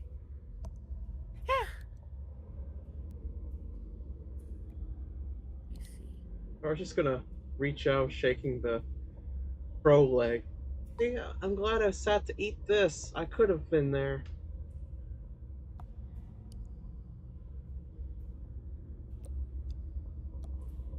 If Hen was able to be talked out of killing the kobold before, that's changed now.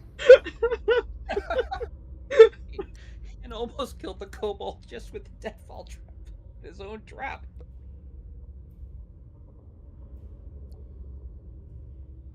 Okay. All right. Yeah. Oh, sorry. So Hen has already gotten treat injuries for this hour. Yeah. But of course, you can always use magical healing on him. Yeah, I was gonna use the heal spell.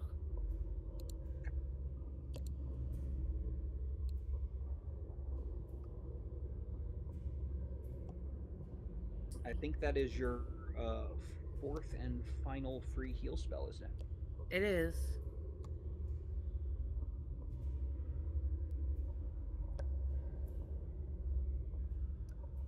Elowen, do you want me to patch this one up? Yeah, that'd be really nice. Since you guys keep dying.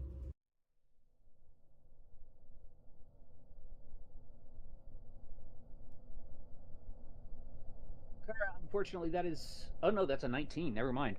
Yes, Kara, I was like, roll what? 2d8. You patch up the kobold pretty well. It's because they're from that dragon bloodline, you know? There's a kinship there. Yeah, you know how to work with draconic creatures. That is.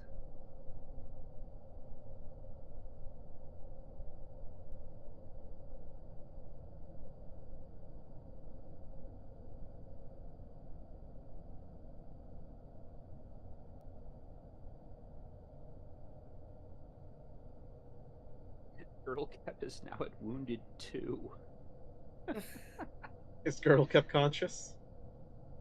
Girdlecap is conscious, actually, because Girdlecap is now at 10 hit points. Girdlecap's still tied up, though, and still kind of buried in debris. Kara will say to Girdlecap, "You're a horrible cook, sister."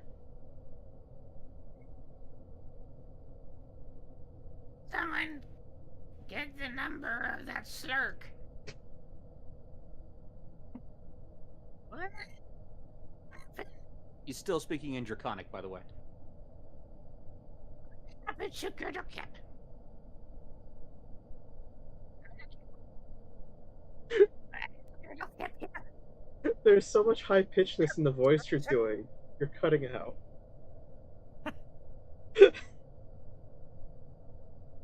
Girdlecap's melodious tones are too much for the microphone's cut off.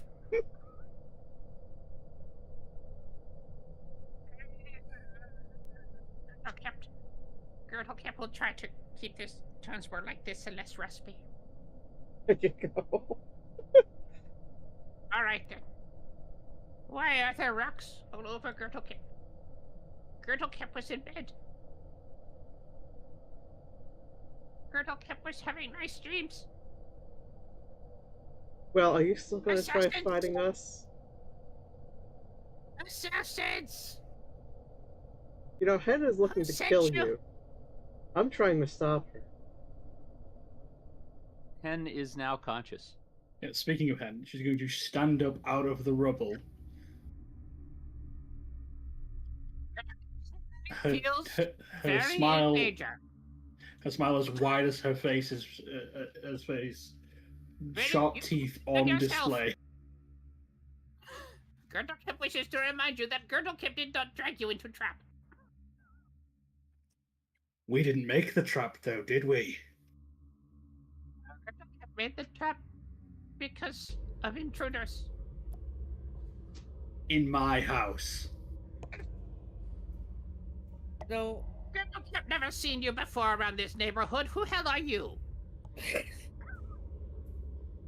This is ruins. This is Goblin House. kobolds belong in caves.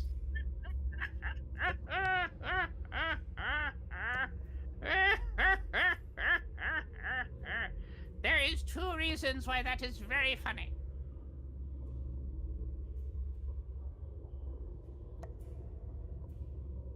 Go ahead and explain. Oh, I was just going to stop there. Shame. I was looking for another reason to hit you with this anvil. Anvil is for intruders, not for Gertlecap.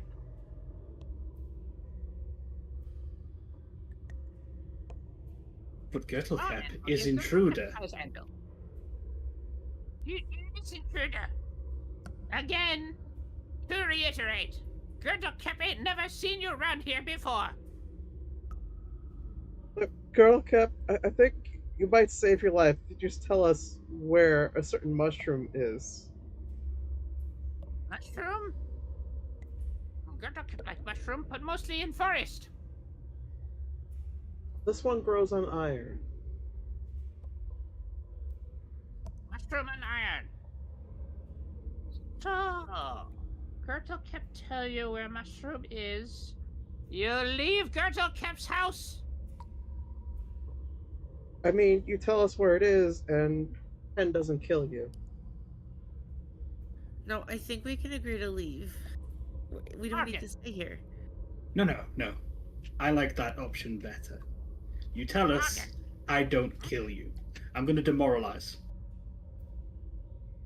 So, patch of mushrooms. I'm going to use my ability to help with that roll because since we're looking for the mushrooms and he's giving information, I feel like that helps towards the case. Well, yes, but I was going to just have Girdlecap say the thing because that's a good bargain as far as Girdlecap is concerned. Oh, never mind. Okay. Sorry, that is a perfect opportunity for you to use that ability, and unfortunately, like, Girdlecap's just willing to tell you. Come on, this is the first time I get to use that I'm ability sorry. correctly. I'm I sorry, didn't sir. even need to use intimidating glare. Oh, dear. Go down passage. Right? Past big doors. Right? Hit wall. Don't actually hit wall. Turn right. First door on left. Then other door on left. Then patch of mushrooms. You take, you leave. And you have that, I'll just stay here and make sure they don't go anywhere and they tell them the truth. Alright, but if I don't find these mushrooms, Gertlecap is most honest kobold. Gertlecap swear on kobold scout's honor. Can I roll insight or not? Insight isn't the right thing. It would be. What would the roll be for Perception, that? actually. It'd be perception. Sense motive is lumped into perception now. Okie doke.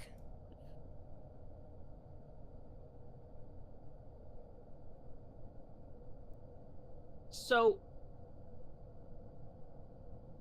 you don't think he's lying? But wow, he gave up that information very swiftly. I mean, the goblin is very intimidating. This is true. This is true. I can use the glare if I have to. Like, you don't think he's lying per se, but you think that, I don't know, it just seems suspicious that he's I'm telling gonna you use so pointed readily. question to try to get the truth Okay. out of him. Alright.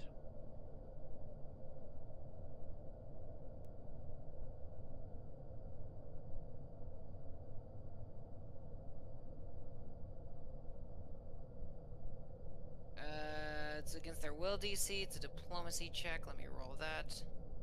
Yeah. Yep, nope, I fail, I think. Hold on. Let me put this torch in their Yes, face. Yes, you do. That's a proper interrogation. Gertlecap told you, get torch out of face. Is that torture? What is this? I would never What is this? torture you. I just simply asked the question, are you telling the truth? This is Bad cop, dog cop, cat cop. Well, you see, if we're talking about cops, then Gretel I'm the Kep good is cop, and that's the honest bad kobold. cop. Gretel kept here, just making living, not bothering nobody.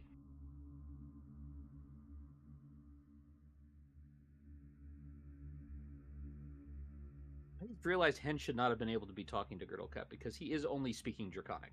He does not seem to understand Common. Oh, okay, fair. I'm not going to go retcon what's already gone on, like, because you've got two people right with you who can translate. Well, Girl Cap, someone has poisoned the wells in town. Would that have been you? Gretel Kep is shocked by this accusation.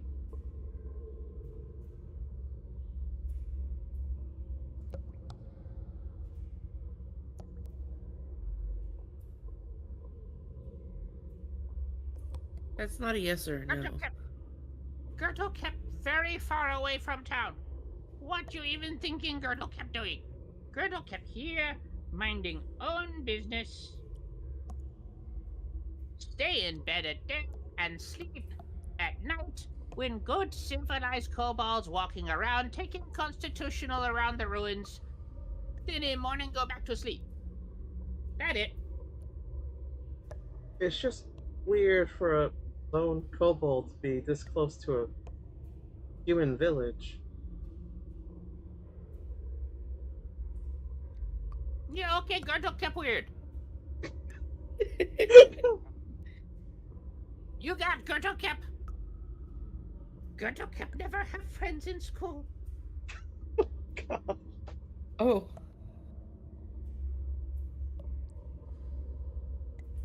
It's okay, Girdle Cap. We'll be your friends in school. Like, shouldn't you be with a dragon or something?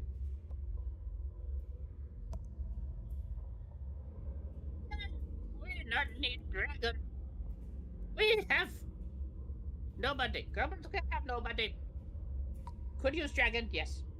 Wait, you almost said you were with someone. You heard that, right, Baxter? Cat is hallucinating.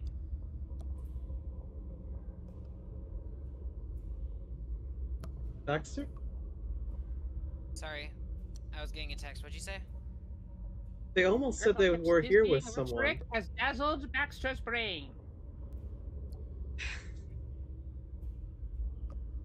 No, I'm sorry. I got a text. Can someone repeat the last like 2 minutes?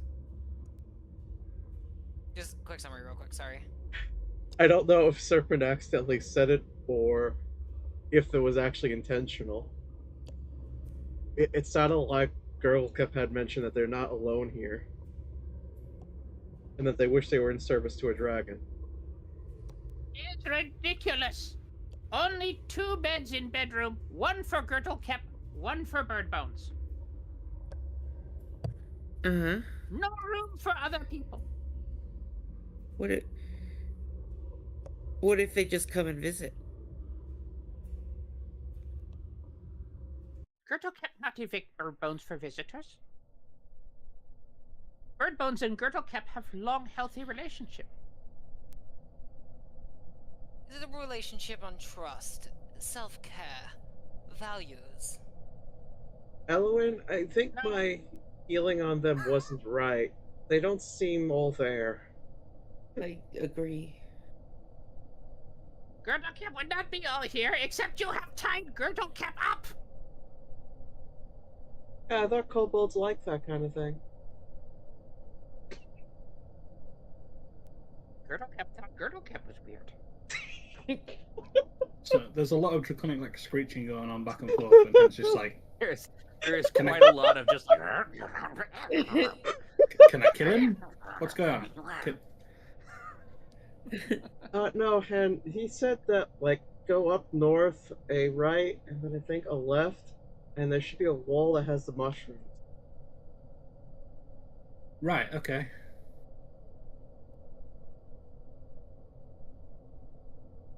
Hen's going to start heading off because, as far as she's aware, this is the truth. She can't sense motive someone she doesn't understand. Elowen, you might want to follow them just to be safe. Yeah, I'll go. I'll stay here to make sure they don't do anything. Well, at least not anything stupid. As she munches on their crow. Gertrude worked very hard to get crow for Gertrude table. Eat for Gertrude. Yeah, you're a horrible cook. Normally have rats.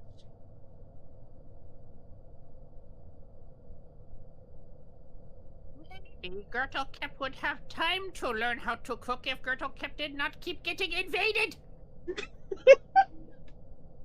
If it's like an ongoing problem, maybe you should find somewhere else to live. Rent cheap in ruins. Yeah, and get out of my house. Who are you paying rent to?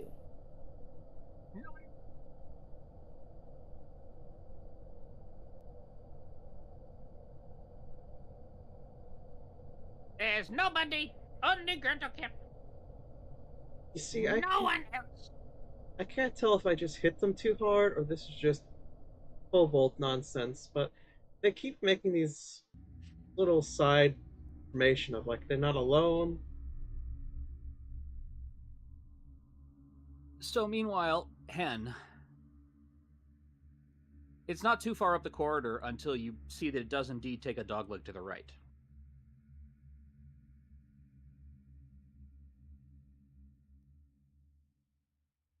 And what you see here is a long hallway that ends in what appears to be a broken statue of a dwarf. And then the wall is crumbled, leading to the outside beyond that. And there are 3 doors, all on the left side of the hallway. Here, here, and all the way down there.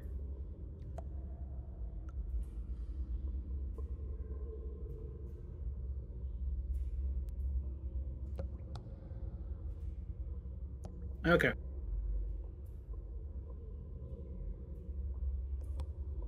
So looking back over her shoulder to see if Elowin is following. Yep. Following.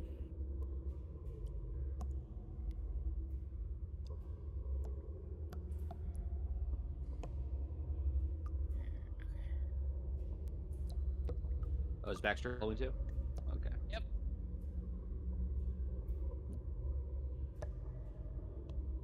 Of It's course going to you go to this first door and try the handle. Okay. Put Little Paw right there, but Little Paw is still on Elwin's shoulder. You try the handle. The door opens easily. And here... Oh, wait. Oh, that locked it. There we go. And here's what you see.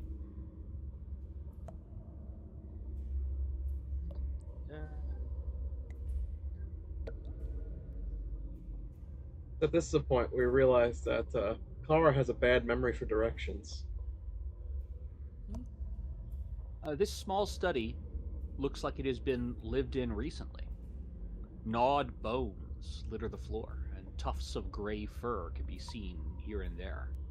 An old desk sits collapsed in the center of the chambers, scratched and cracked in many places. The stench of wet fur hangs heavy in the air. And there are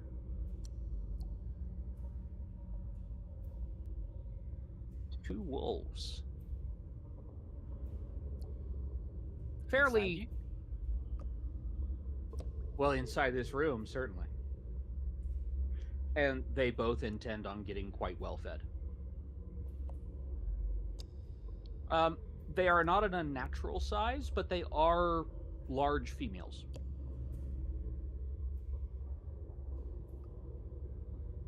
And as soon as you open the door, they were lying down. They start up and begin snarling.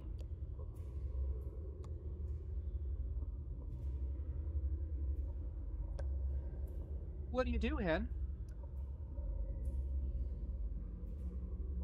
I'm going to say over my shoulder to the others, I'm going to kill that kobold. How loud do you say But- that? Not loud enough for you to hear on the opposite Okay. side of the building. And then I'm going to just ready myself to attack. All right. Elwyn, Baxter, Littlepaw, are you doing anything to prevent the outbreak of combat?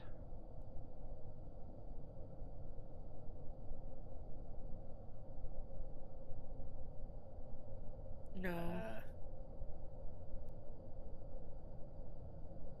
I go No. to speak wolf. I howl. Let's see.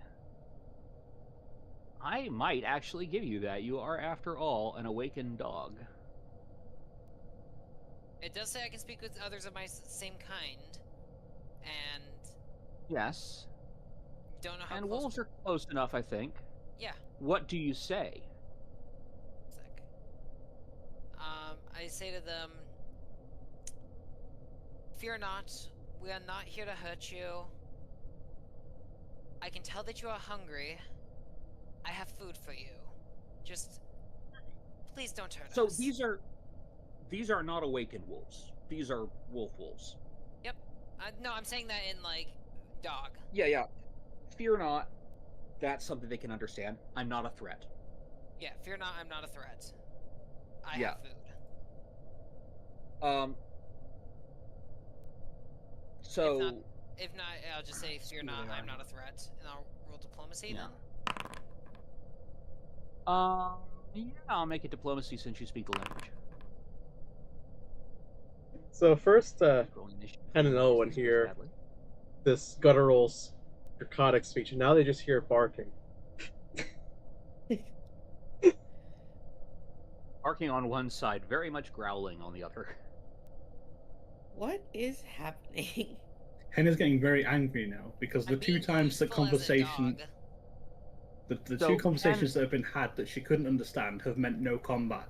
She really wants to slice some dogs. Baxter will grab Hen by the back of their jacket and simply say, "Wait."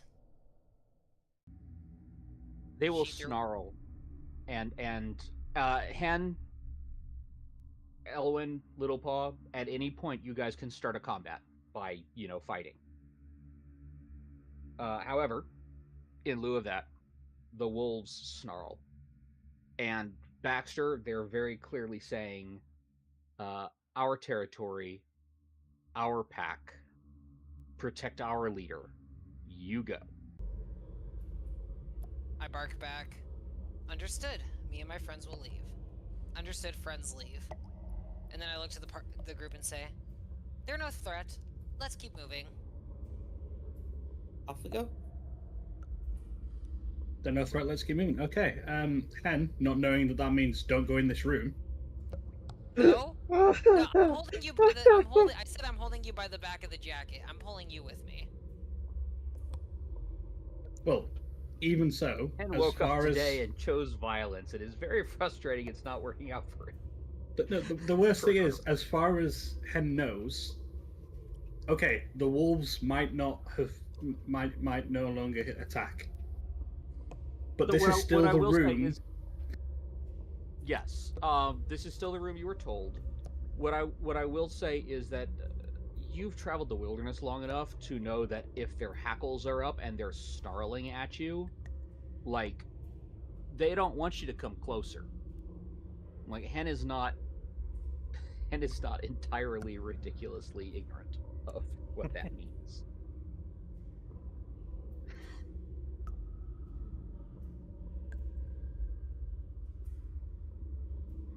It's like, look, Baxter, I know these might be like your long distant cousins or something.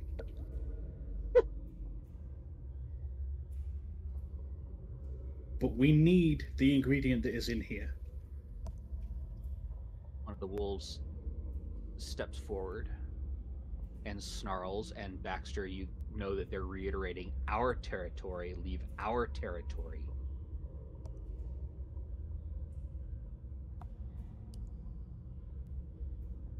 Yep. I just say "understood" and drag Hen by the hem of their jacket down this hallway. Hen, how are you responding to this? I'm gonna resist. Okay, that'll be a grapple check then, I guess. Okay, grapple. That is athletics versus athletics. Or athletics on your part. Actually, no, I'm sorry. I apologize. That is... See how this does, because they've simplified it, but I don't know what the simplified rules are. Grapple.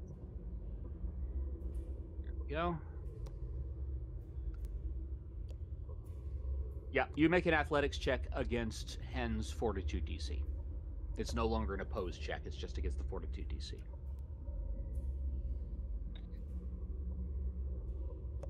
It's a pretty good check. However, that -2, combined with the fact that Hen's Fortitude is quite good, means that no, Hen can absolutely break away from you. I swear, if you start combat, I'm not helping you, Hen. Out of character comment. Yep, nope, I know.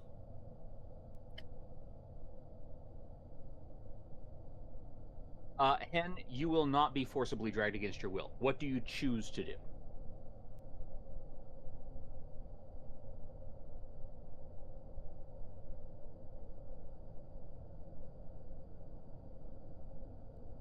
She'll sort of like shrug Baxter off and like push him to one side behind her. All right. You are free. You are not grappled. You are not being dragged. What do you decide to do?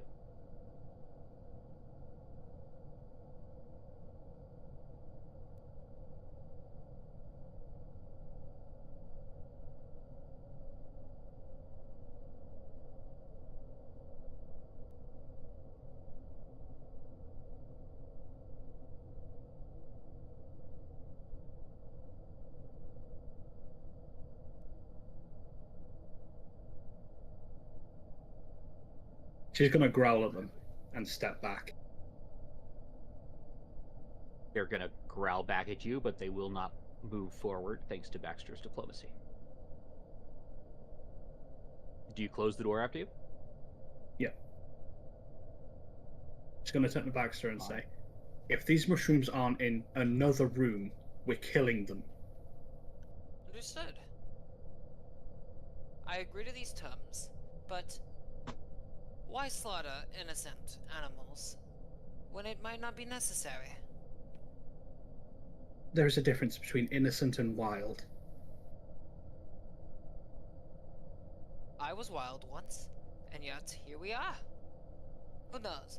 Maybe they will awaken one day as well. Calling yourself wild does seem like a disservice to your old master. I don't know But that's how a GM comment. you learned how to speak, Baxter. To be honest, I don't fully understand how I learned to speak either. But I'm gonna guess that there's no one around here that can make them speak. Not without turning them into hand puppets. And she's gonna walk to the next door and try that one. All right. That door opens fairly easily. Let's see.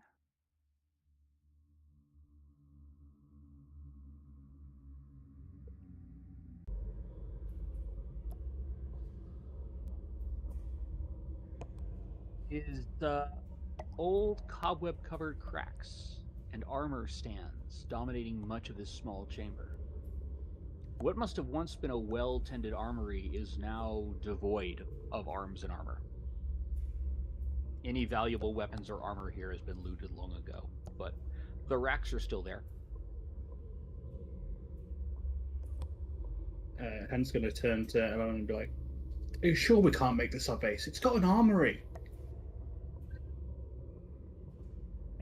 People and other things live here already. No, once we kill them, they don't. Meanwhile, back in the room, Colonel Kep is sort of rocking back and forth and humming to himself, off key.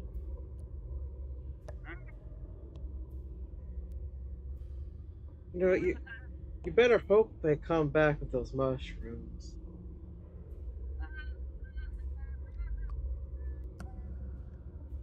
She flicks the now no more meat on the bone right back at him, making sure to hit him in the Turns face. his head and grabs the bone out of midair. Begins crunching on it.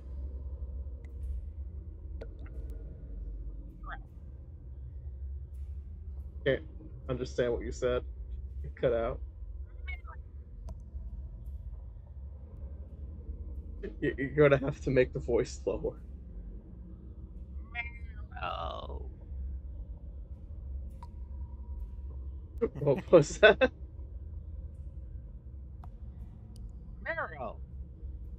Oh, Did he not know anything? Marrow is inside bone. Is tasty part. oh, you're one of those that like the marrow. Yeah. Yes. Girdle cap is what girdle cap is.